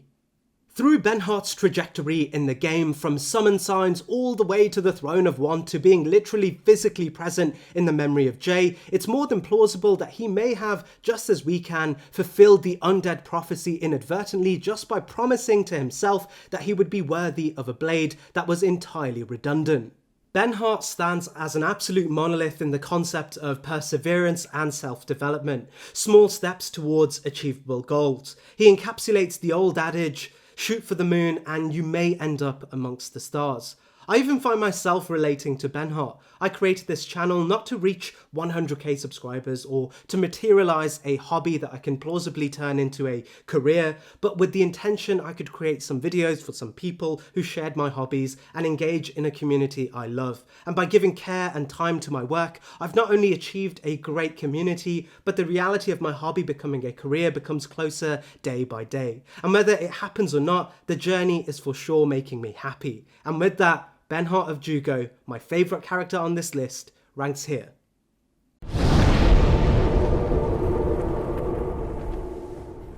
Straight's story may be one of the most influential in the entire game, as he grounds not just the prolonged legacy of Olafis, the kingdom that stood where Drangleic now does, but also the Melfian magic school. As we have spoken of earlier, the Melfian magic school had become home to a peculiar combined tradition of pyromancy and sorcery, and while we've discussed its spiritual connection to the old Vinheim dragon school, Strayed may be a greater influence on the Melfian Academy than even Vinheim. Our first clue comes from descriptive text, but also dialogue that indicates Strayed of Olafis was gifted in both the art of sorcery but also pyromancy. There are a variety of spells that are directly attributed to Strayed in the game. This includes the sorceries Homing Soul Arrows and Soul Bolt, but also the pyromancy's Lingering Flame and Flame Swathe. It's indicated Strayed had become a master of both arts very early on, and he had, all on his own merit, become world-renowned for his prowess. Eventually the kingdom of Olafis, on direct decree of their ruler, would call upon Strayed for his services. What services these were are told to us to be linked to his expertise in the utilisation of souls. Of course, we know both pyromancy, sorcery and essentially all forms of spellcasting are mere projection of souls. We learned hexes were a direct result of projecting humanity and thus the dark soul, and in a similar sense pyromancy was the projection of the old chaos directly attuned to the mutated soul of Izalith, and sorcery the byproduct of Seath's soul linked to Gwyn himself. We learned the reason Olafis saw it necessary they recruited Strayed were linked directly to their own encounter with the undead curse and the inevitable hollowing of their own civilians. They saw within Strayed a man who had a hold over manipulating souls better than anyone else, and in return Strayed saw Olafis as a playground to better take use of the population and notably their souls in his own research in devising new spells. Strayed is immensely knowledgeable. He even refers to Izalith in an almost first-person manner. We of course know he wasn't around during Dark Souls 1, but it may suggest his era was close enough to the original timeline to look upon the events of the first game as historical rather than mythical, and thus draw from them much more accurate conclusions, aiding his own knowledge in channeling its lingering power. Strayed's tenure under Olafis was extensive, enough so that his name would be remembered as of Olafis, despite item descriptions referring to him as quite fickle with his allegiances. The description of the Lingering Flame tells us his curious temperament never allowed him to settle down in one place for very long, something juxtaposed to the nature of his time in Olafis. We learn his early days would be quite a mutually beneficial relationship for Olafis, as he would devise dispelling rings and rings of resistance that would temporarily stave off curses. However, the more prominent discoveries would sit within Strahd's experimentation in spellcasting, something he would become so influential in that a large section of Olafis' own population would begin to take heed of it, creating a great class of pyromancers and sorcerers within Olafis itself. Strahd's dialogue related to how much intelligence we have indicates he took well to others of great intelligence and was open to teaching spells to those he deemed most capable. In this, despite Olafis being a nation that had been well into its prime before Strahd's presence, much of their lasting influence, especially in the time since Olafis has been lost to history, is heavily related to the spellcasting tradition initiated by Strahd himself, testament to the sheer power and influence he held. Unfortunately for Strahd, however, the undead curse continued to ravage the kingdom, and in desperation the Olafis ruling bureaucracy could no longer rely on Strahd to completely cure the curse of hollowing, so they created a great prison for hollows and other threats to their kingdom in the form of the Lost Bastille. Strahd tells us the kingdom of Olafis, in desperation and self-awareness of their own frailty, seized anybody they found undesirable, cursed or not, and impounded them in the ever-crowded Lost Bastille. This of course related directly to Strahd too, and is the reason why he is trapped in stone here. Much of the Lost Bastille's population were heavily influenced by Strahd, and this is why many of those that would escape the Lost Bastille or be shipped away to a land we now know as Melfia were spellcasters and pyromancers, directly attributable to the creation of the Melfian Academy and the current prominence of sorcery and pyromancy in the game we play today. We aren't told exactly how powerful Strahd was in relation to others, but cut content on the description of his armour indicate he was a great mage that took down a variety of immense threats, dragons included. We get more solid evidence of Strahd's power when we look into the staff he wields, the Staff of Wisdom. From the context of the gameplay, we learn this staff is the single most powerful catalyst for sorcery in the game, symbolically relevant as it reaffirms the position that Strahd was the most gifted sorcerer in the game. We get more context as we learn Strahd may have been the one to devise this catalyst too, as its description outlines its origins in Olafis. We also learn that Strahd is so proficient with spellcasting that he can, just by the sheer extent of his knowledge, transpose great souls such as Nadalia's, Giant Lord's, Dark Lurker's, Seath's True Soul, Nito's True Soul, Isolit's True Soul, and even Gwyn's True Soul into spells and weaponry. These spells include the life drain related to the Four Kings of New Londo from the Dark Lurker's soul, but also Crystal Soul Spear from Seath's soul, which may also explain how other characters are able to take advantage of the spell relating them to Strahd. In this, we can imagine Strahd is the most proficient human spellcaster in the game, birthing the contemporary magic of Melfia with a grasp of ancient sorceries and pyromancies unmatched in the game, standing as a relic much closer to the primordial power of characters related to the first game. Strahd of Olafis ranks here on the list.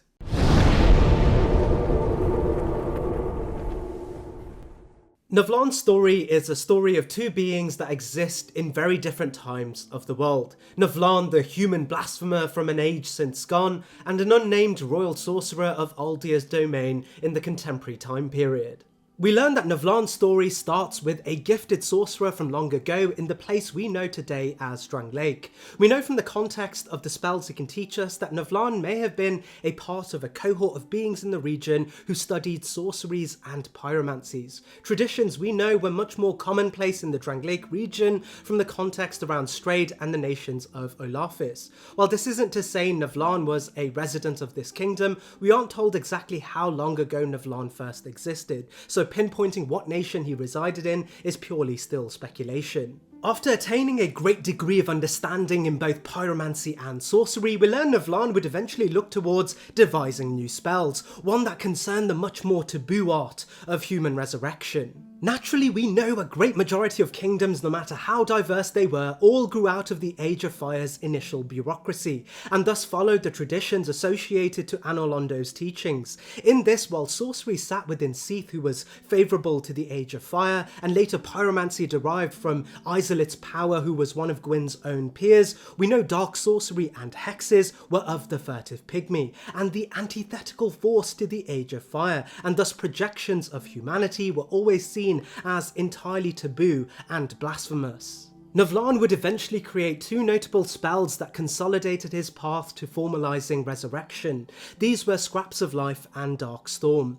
Two spells that in one instance perverted sorcery to awaken the humanity of dead humans in the form of the Dark Storm, and in another instance perverted pyromancy to reignite the humanity of the dead. Naturally, this would disturb the prevailing powers, and they would, as the description of both spell goes, execute Navlan and condemn even the utterance of his name. From descriptions, it appears this is where Navlan's story ends. We are told explicitly he was killed. This is where the story of an unnamed sorcerer comes into the picture. While it's not told where the unnamed sorcerer came from, we learn he may have been a direct apprentice of Aldir in Drangleic. While the sorcery tradition were mostly disregarded by Vendrick and thus his bureaucracy, we learn once the undead curse began to ravage his kingdom, Vendrick asked a favour of his brother that once drew out the power of the giant's kinship to build his castle, with the task much greater, to find a cure to the curse. Aldir, ever so grateful and caring of his elder brother and with a proclivity to research, commissioned his keep and brought with him a cohort of scholars and researchers. This is where likely a certain sorcerer would become a royal member of the court, as Aldir of course had the executive power to now bring sorcerers to this station commissioned by his brother Vendrick, who of course was the executive ruler of Drangleic. Naturally, Aldir would have various lines of query to uncovering the nature of the curse of man, from experimenting with giant physiology, tampering with souls, uncovering the history of everlasting dragons, but most importantly, research into the dark soul, humanity, and the nature of hollowing itself. Aldir would eventually funnel most of his research into humanity, with the most influential sections of his cohort based within this tradition. This is why the Great Magus would command so much influence outside of even the walls of Aldir's keep. Amongst this research, we learn Aldir's inquiry into humanity would become so influential that he would begin to resurface the ancient art of hexes since lost with the great hexer known as Galea, someone we've already gone into more detail previously. Naturally, many would look towards becoming a part of Aldir's frontier, leading to, of course, long pilgrimages from great sorcerers such as Felkin of Melfir.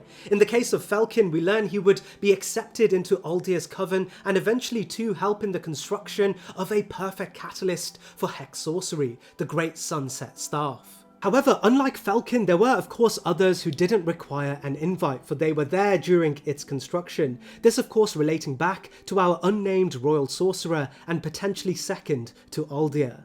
We aren't told exactly what the initial great revelations were to uncover new hexes, but we do know from the details of spells such as Forbidden Sun and Unleash Magic that they were as productive as they were unethical in bringing to life new spells, often disregarding excessiveness entirely. The Forbidden Sun tells us what could possibly justify such excessive destructive power. In all likelihood, the madmen of Aldir never even questioned the need.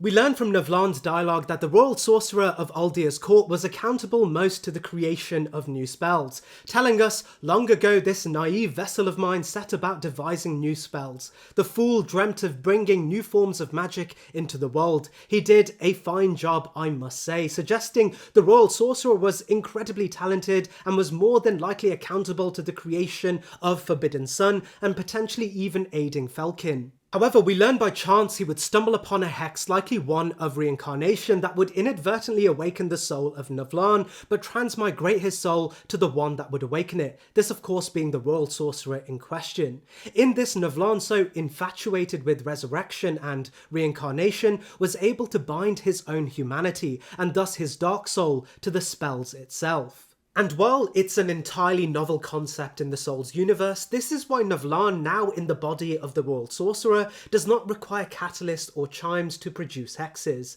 as in many ways he has become a hex, or more so a catalyst for hexes himself. The description of the Chaos Hood tells us the man claims to have sealed himself away, but who's ever heard of sentient magic? It's no doubt difficult to judge the veracity of the man's words, but this hood certainly seems to possess an unusual power, suggesting Navlan had transcended a material form. Naturally, we do know humans with enough proximity to the power of the Dark Soul can take on ethereal forms of humanity with the ability to damage others through the disruption of the darkness inherent to other beings, such as the sprites present in Dark Souls 1's Abyss. How Navlan was able to do this is never told to us, but it's further credit to the exceptional sorcerer Navlan would become, and how Aldir's coven uncovered Navlan while pursuing the nature of humanity itself. There is of course another theory that suggests Navlan's soul may not have been bound to a hex, rather to his armour. We know Aldir, in his pursuit to uncover the nature of humanity, found various artifacts of Dark 2. Of course, the most prominent example being the Dark Set, related to one of the first rebellions led by Karth and the Four Kings of New Londo. The Dark Set in Dark Souls 2 tells us no one knows the true identity of these men who are said to have freely manipulated the Dark. In the same sense, it may be likely that Navlan may have bound himself to his Chaos robes, and Aldir and the Royal Sorcerer would find the robes and inadvertently invite Navlan's presence into the Royal Sorcerer once he adorned the cloaks.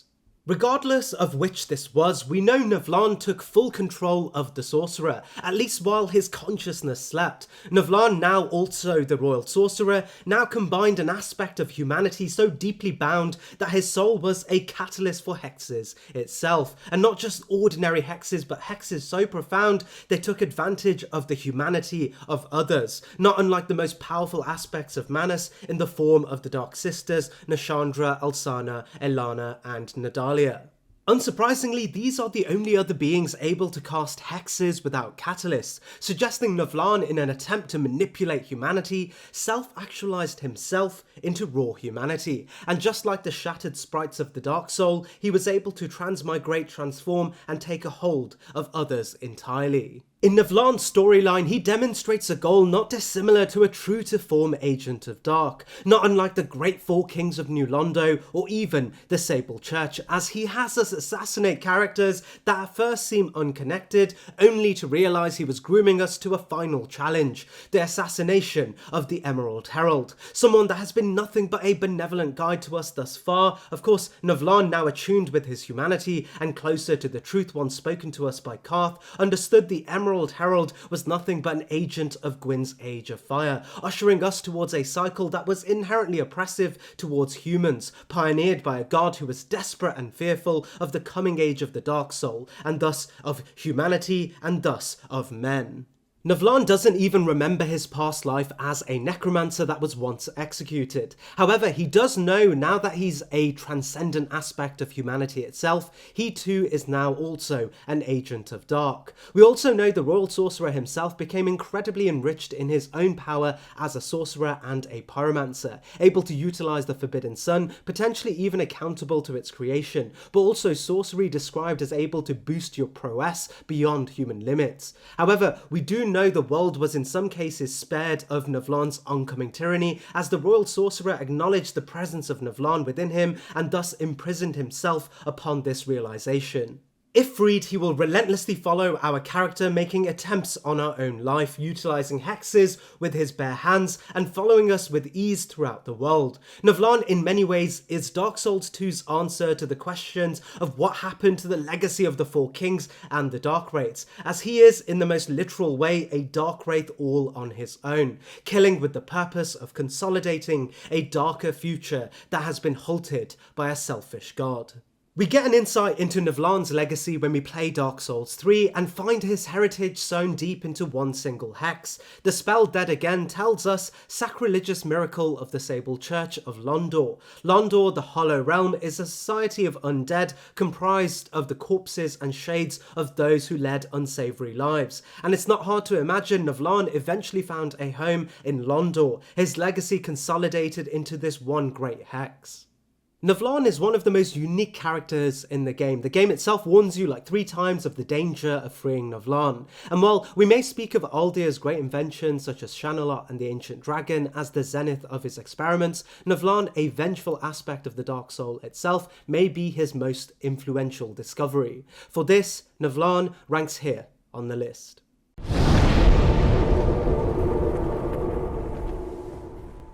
As potentially one of the fan favourites, Grave Warden Ogdane is ice cold in demeanour and apparently physically too. The guy is blue. The joke is the fact that the guy is blue.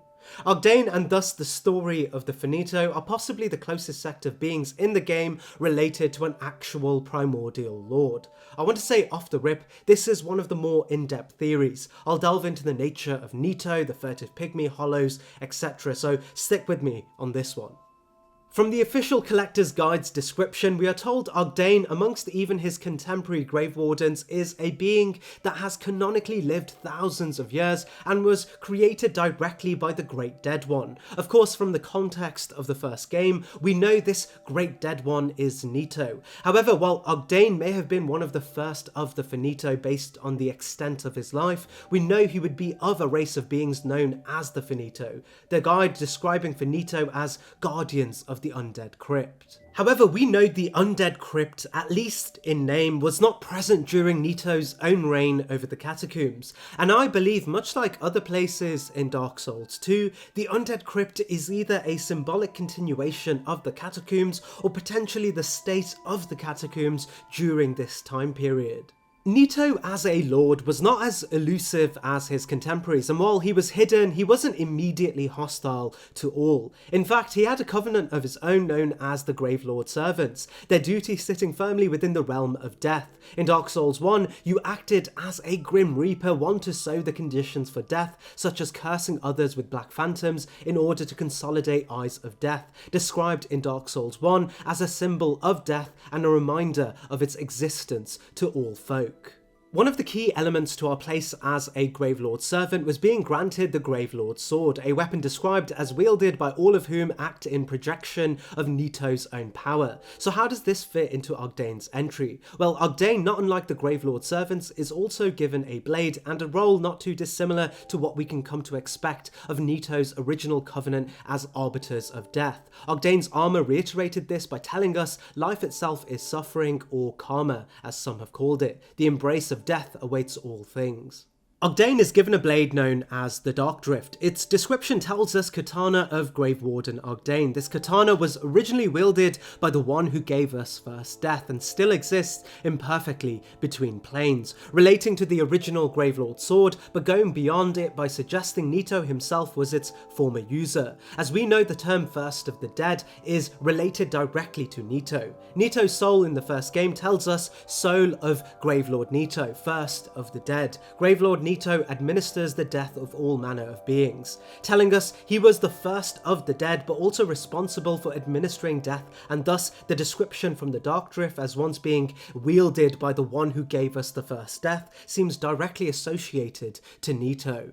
In this, but also the context around Ogdane officially being thousands of years old enough to have witnessed the kingdom's fall and rise, indicate he may have been a direct aspect of Nito, not dissimilar to how the furtive pygmy used his primordial soul, the Dark Soul, to create humanity, and the Witch of Izolith's inadvertent use of her soul to create chaos and the demons, and of course the Finito, a direct aspect of Nito under the same logic. We know the original catacombs would become a home for many undead, hollows and all, and it's not surprising that Nito, a prime member of Gwyn's bureaucracy, took it upon himself to offer comfort to those dead in the world, as the nature of humans turning hollow was naturally quite a revolutionary concept spearheaded by humans returning to their original state as ordained by their ancestor, the furtive pygmy.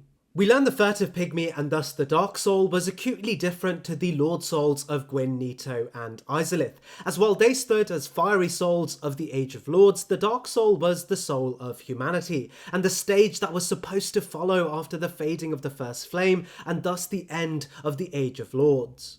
Gwyn, fearing this, preemptively subjugated the impending power of the Dark Soul by tying all humanity and thus the Dark Soul into a fiery brand known as the Dark Sign, something that cursed all humans to become hollow versions of themselves, only cured by sacrificing themselves to reignite the first flame, much as Gwyn would do in the first timeline. This meant while the humans who were inherently antithetical to the Age of Fire, as their own age was to supersede Gwyn's, were forced to have their own nature contradictorily bent to the preservation of the Age of Fire, and thus locking them out of their own great age, and incentivizing them to fight against their very own nature. Of course, within this was a great propaganda campaign led by Gwyn that narrated a prophecy that all Hollows were dutied with preserving and reigniting the Age of Fire. Naturally, this also meant they had to concede parts of their bureaucracy to the Hollows. This is why Nito was dutied to look over the undead, despite their souls being inherently tied to humanity and the antithetical forces to the Age of Fire. This is why Nito's domain and the Gravelord Servants' Covenant was initially made. It was to offer a place of solace to Hollows who may have questioned Gwyn's authority due to the struggles of the Dark Sign, only for it to be rationalised by Nito's authority as a totally natural cycle. In this framing, Nito was death and the nature of being undying was normal. Ogdane's armour tells us the embrace of death awaits all things, but does death mean an end to suffering? Ogdane's own dialogue also supporting this, as he tells us the former King of Light, he feared humans, feared that they would usher in an Age of Dark. The reason I say all of this is twofold. The first explains why Ogdane and the Finito maintain the undead crypt filled with Hollows and beings of humanity, as they are continuing Nito's and thus the Age of Fire's role to keep the Hollows at peace. As if the Hollows were restless, they are entirely open to becoming antithetical to the Age of Fire and potentially rising up as an Age of Hollows adjacent to what could have been for the Age of Man that Gwyn unnaturally subdued, an eerie foreshadowing for the Age of Hollows ending in Dark Souls 3. The other reason is to explain why the Dark Drift is a weapon that hosts within it not the power of the Gravelord as we'd expect from the first game, rather the power of Dark, a power linked to the Dark Soul and a manifestation of Nito's control over the undead. This is why in Dark Souls 3 the Dark Drift is entirely associated not with Nito or the Age of Fire, but rather with Londor and the coming Age of Hollows, an antithetical era against the Age of Fire. We are told it would fall into the hands of Uria, the prime force that would, in one ending, give us a potential ending where the Age of Fire is completely subdued, making room for a new Age of Hollows to occur. We can also find that Ogdane, when aggroed, holds an artifact directly linked to Nito's soul in the form of the Crypt Blacksword, a weapon that can only be created by transposing the old Dead One's soul, further reiterating that Ogdane was one of Nito's spiritual successions in the world of Dark Souls 2.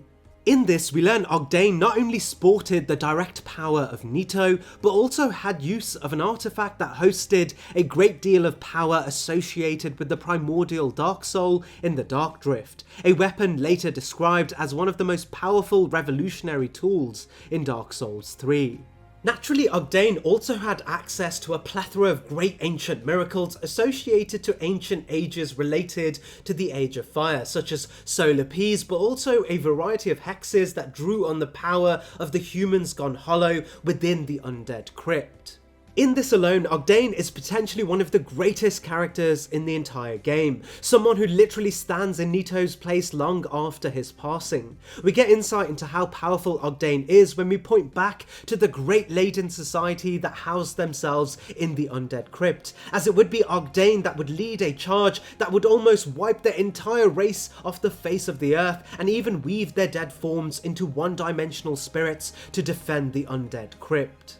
We even know he would absolutely decimate all clerics that sought the treasures of the undead crypt, as he can sell us the Insolent armor set. This armor set telling us they were relics of a party who long ago attempted to conquer the undead crypt. For this, their deaths have been postponed so they may serve as crypt sentries, suggesting Ogdane wiped them out too and weaved their death in service of the undead crypt. Our first introduction to Ogdane is an ominous voice asking us not to agitate the undead of the crypt, painting the image of him as the primary guardian of this domain, and very likely the reason why this may be the most secured area in the game, explaining too why Vendrick himself felt most at peace from the powers of Nashandra and the Outer World within Ogdane's undead crypt. Vendrick saw within Ogdane an immensely powerful fortress.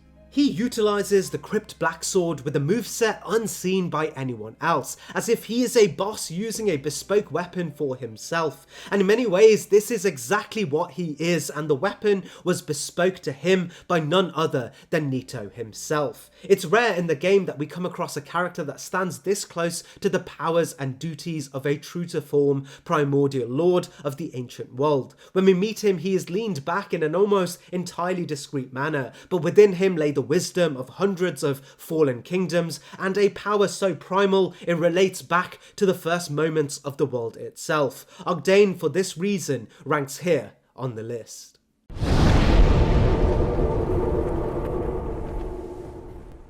Despite Alsana's story being distinctly different to her sisters, we learn her origins were exactly the same. As one of the members of Manas's fragmentation during the events of Ulasil, we learn Nashandra, Elana, Nadalia and Alsana were once tiny fragments of Manas that would eventually form into lives of their own, sharing the same goal as their father, which was, of course, the consolidation of the rightful Age of Dark that would have superseded Gwyn's Age of Fire if he did not subvert it. We learn Manas, the father of the Abyss, was the largest aspect of the furtive pygmy remaining after its divisions into pygmy lords, pygmies, and later humans as we know them today. Much like Gwyn had divided his own soul to the bureaucracies of his own kingdom, the furtive pygmy had done the same. In this sense, Manas, although not the entirety of the Dark Soul, remains the greatest aspect of the Dark Soul. As we have learned, the Dark Soul itself is the soul that all humans have, and thus naturally the term humanity was coined to refer to the true soul of men. I say this because it's important to draw a parallel between Manas, the father of the Abyss, and the great power we learn of Gwyn, the Lord of Sunlight, as within this narrative they were equals. Naturally, as Gwyn was the hegemonic entity for the Age of Fire, he feared the coming Age of Man and tricked the Pygmy Lords into accepting the Dark Sign for positions of authority during the Age of Fire in the Ring City. As the Pygmy Lords were the ancestors of all humans, naturally humanity henceforth would be plagued by the Dark Sign, confining their Dark Soul and making it so the Dark Soul inherent to all descended humans had their potential confined, their purpose blurred, and their conditions tied to the preservation of the Age of Fire. Why I mention this is because amongst those of the Dark Soul, only a few entities in the game natural to the Dark Soul were unaffected by Gwyn's oppressive streak. And from later installments and the context around the Dark Sigils, we learn all of these aspects of the Dark Soul not shackled by Gwyn's Dark Sign were tied to Manas and thus the fragmentations of his soul. A concept I go into much more detail in my video named In Search of the Dark Soul if you want a deeper look into humanity as a concept. Regardless, this makes it clear the vast majority of unstifled power great enough to challenge the fundamental order itself were tied to Manas's legacy. This is precisely why Gale at the end of the world required a consolidated Dark Soul. While we're not told if Manas would only fragment into 4 pieces, and thus we can't say for certain the sisters were canonically representative of a quarter of Manas's power equally, we do know within them they held a power strong enough that even Nashandra, just on her own volition, was able to peer deeply into Vendrick's own soul, and so great was her power over humanity, he feared even proximity with her, abandoning his own post and leaving his kingdom in disarray. In the boss ranking list, we were able to detail the power of Nashandra and her strength over Vendrick, but also detail the power of Nadalia and Elana and their respective control over their own kingdoms, and how they were strong enough to usurp power away from their great lords. However, Alsana was different. While it's true she would become the residing ruler of Eleam Lois in the Burnt Ivory King's absence, she did not see Eleam Lois or the Burnt Ivory King as a platform for herself to grow in power and hold dominion over the human subjects. Rather, she admired her king and in his absence promised to blockade the entirety of Eleam Lois in a deep frost, one that would unequivocally act as an icy fortress against any of whom sought to disturb the old chaos that the Ivory King sought to suppress. While we can't say for certain how powerful Alsana was as a character, the act of being able to command such a great degree of strength in the elements is something entirely distinct to Alsana. However, in Dark Souls 3, we do get better insight into the legacy of the power associated with Alsana. While it's not obvious, there is a treasure trove of clues to indicate the immensity of the power associated with the Profane Flame harboured a major aspect of Alsana. In Dark Souls 3, we learn the area associated with the Profane Flame tied intimately with the narrative of Dark Souls 2. We get a connection between both games through the body of Laddersmith Gilligan and even the Oni Slayer Greatbow, which both represent spiritual progressions from the second game. The fact that these connections are both present in the profaned capital, a place that holds within it the great power of something referred to as the profaned flame, are not a coincidence, as we learn from both the description of the profaned flame spell in Dark Souls 3, but also the nature of those that tended to the profaned flame, that the profaned flame was not just a continuation of the old chaos, rather a merger of darkness and humanity with the old chaos. This is precisely why the great Pontiff Sullivan made sure his first action was to harness the profaned flame, as within it held the power of two majorly antithetical forces against the Age of Fire in which he sought to usurp. These of course were the old chaos, but more importantly too an aspect of Manus himself. This of course was in the form of the darkness that bled into the old chaos from Alsana's influence. While I won't go into the story of the Pontiff, I would say in the video's ranking bosses, Pontiff Sullivan stood as one of the greatest powers in the game, and the use of the profaned flame was integral to this. In this, much of the Pontiff's power actually related to just a remnant of Alsana's influence, and when we contextualize the fact that we can meet Alsana in Dark Souls 2 in the very form she used to subdue the old chaos in the Ivory King's martyrdom, we are presented with one of the most historically relevant powers in the game, and yet another further testament to the power of Manus and his legacy, ranking Alsana here on the list.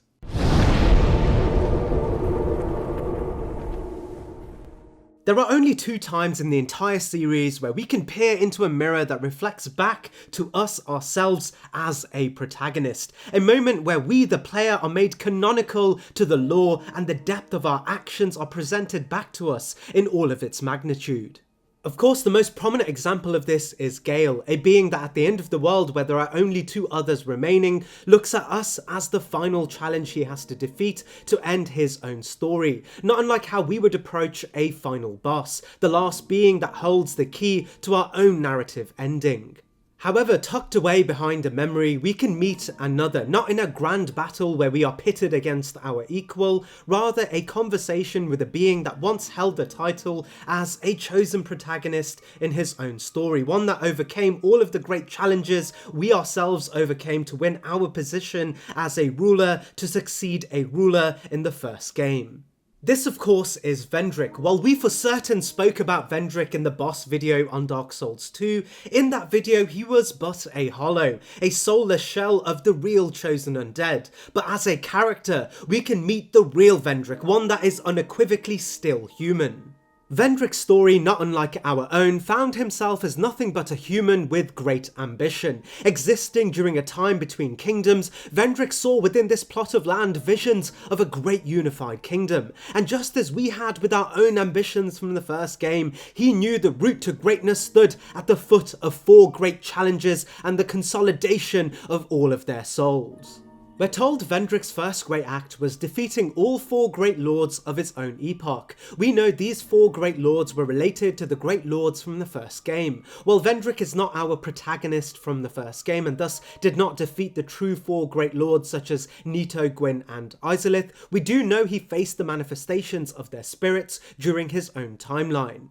We learn from all installments that the great primordial souls that set the tone for the Age of Fire and reigned victorious over the everlasting dragons were in many ways ineffable, their presence transformative and immortal. Even Gwyn and his company were not the souls themselves, as these souls existed on their own, and it was Gwyn and his cohort that found these souls already present deep below Earth.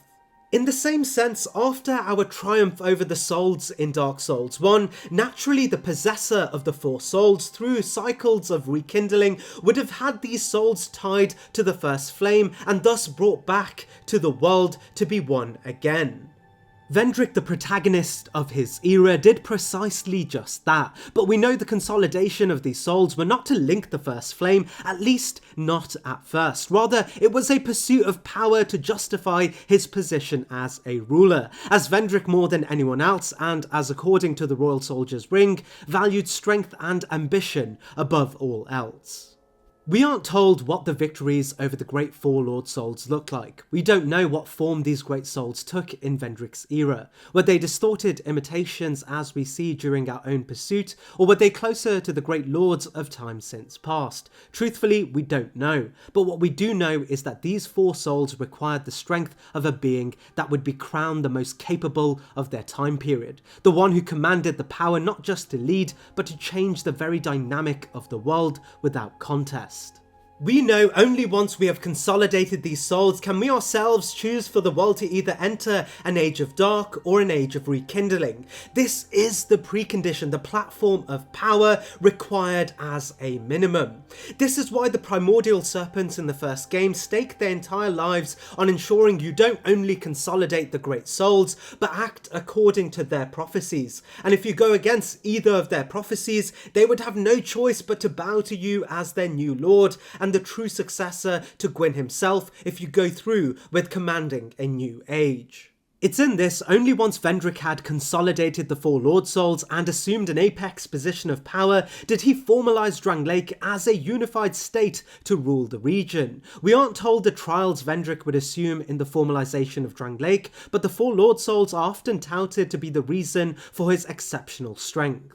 Despite Vendrick not using any spells and being averse to spellcasting altogether, we learn he was able to militarise not only the Great Lord Souls, but also every soul he was able to consolidate on the battlefield. The Ruler's Sword tells us Great Sword of Vendrick, King of Drangleic. The strength of this sword is relative to the number of souls possessed by its wielder. When we consider too that within his collection of conquered souls were many of those related to the giants during a war, where he was not only able to undermine them on their own turf, but take from them the most prized relic of their civilization in the form of the giant's kinship, we learn within Vendrick was the power of souls associated to his conquering of Drangleic, souls associated to the primordial lords who once combined their efforts to defeat the everlasting dragons, but also the souls of giants that would one day be great enough to link the first flame in their own right. This assumes Vendrick was not just an ordinary chosen undead, but potentially the single most well-achieved character in the entire Soul series. Accolades unchallenged by a vast majority of characters or bosses in the series from all three games. However, there was one soul he never truly conquered, this of course being that of Manus's, as Inner Shadow was an aspect of Manus, slowly subverting the most important aspect of himself, the part that made him human, his humanity, the dark soul inherent to all humans. It's in this, his story didn't end in a spectacular defeat, but rather in his inability to confront his own humanity, eventually leaving the throne fearing Nashandra not for her power, but what she could invoke within him. Unable to seek the throne of want, fearing Nashandra's influence, he fled and isolated himself, casting away all of his great progress by discarding his soul, his sword, and his crown, until eventually his humanity caught up anyway, proving once again the Dark Soul was the great equalizer. Fortunately for him, however, at least in relative to this video, we meet Vendrick, crown, sword, soul and all, speaking to us in a foggy memory as the great protagonist, a character so far in his prime that he eclipses even our own successes. A lot of people argue Dark Souls 2 does nothing for the story, and I believe this is the furthest thing from the truth, as in reality Dark Souls 2 may be the most important to the narrative of the entire Souls franchise. Dark Souls 2 doesn't tell the story of great beginnings and lords fighting for a world in a mythical tale of our primordial history, nor does Dark Souls 2 show us the end of the world in a dramatic climax. Instead, Dark Souls 2 is the story of everyone lost between. It's the stories of a father looking after his daughter in a time of uncertainty. The stories of tradesmen and labourers trying to find stability in a world that doesn't wait for them to adjust. A story where warriors of their own acclaim find themselves entirely redundant to the powers of beings greater than them in every aspect. The stories of opportunists looking to take advantage of situations they don't understand nor even want to understand. But ultimately, outside of everything, it's the story of how even the greatest scholars Rulers and religious leaders have no influence in the consequences of a sin committed eons before they even came to sentience, and it's the story of an unending cycle, a persevering dialectic between humanity and unconcerned gods. Vendrick or even Aldia, no matter how exceptional they were, are not even a footnote in the story of Dark Souls 3. No matter how grand their actions and discoveries were, they, at the end of the world, are the same as everyone else. Victims of the first sin, committed by Gwyn. But between the struggle are mundane stories full of life and relationships, humour and joy. Majula sits between a tower of flame and a forest left in rubble. And no matter where your ambitions take you or the degree of success you have, we all eventually end up in Majula between our inevitable failures. And sometimes the time spent here amongst others on their own journey is better than being so focused on succeeding that you end up losing yourself until it's just you and a crypt of your own doing. The thing most people remember about Dark Souls 2 isn't the Throne of Want, rather it's the ambience of Majula. And with that, thank you for watching, and remember, take your time as the world is going to happen whether you like it or not. There's no guilt in just enjoying the time in between. I appreciate you all, and I'll see you soon.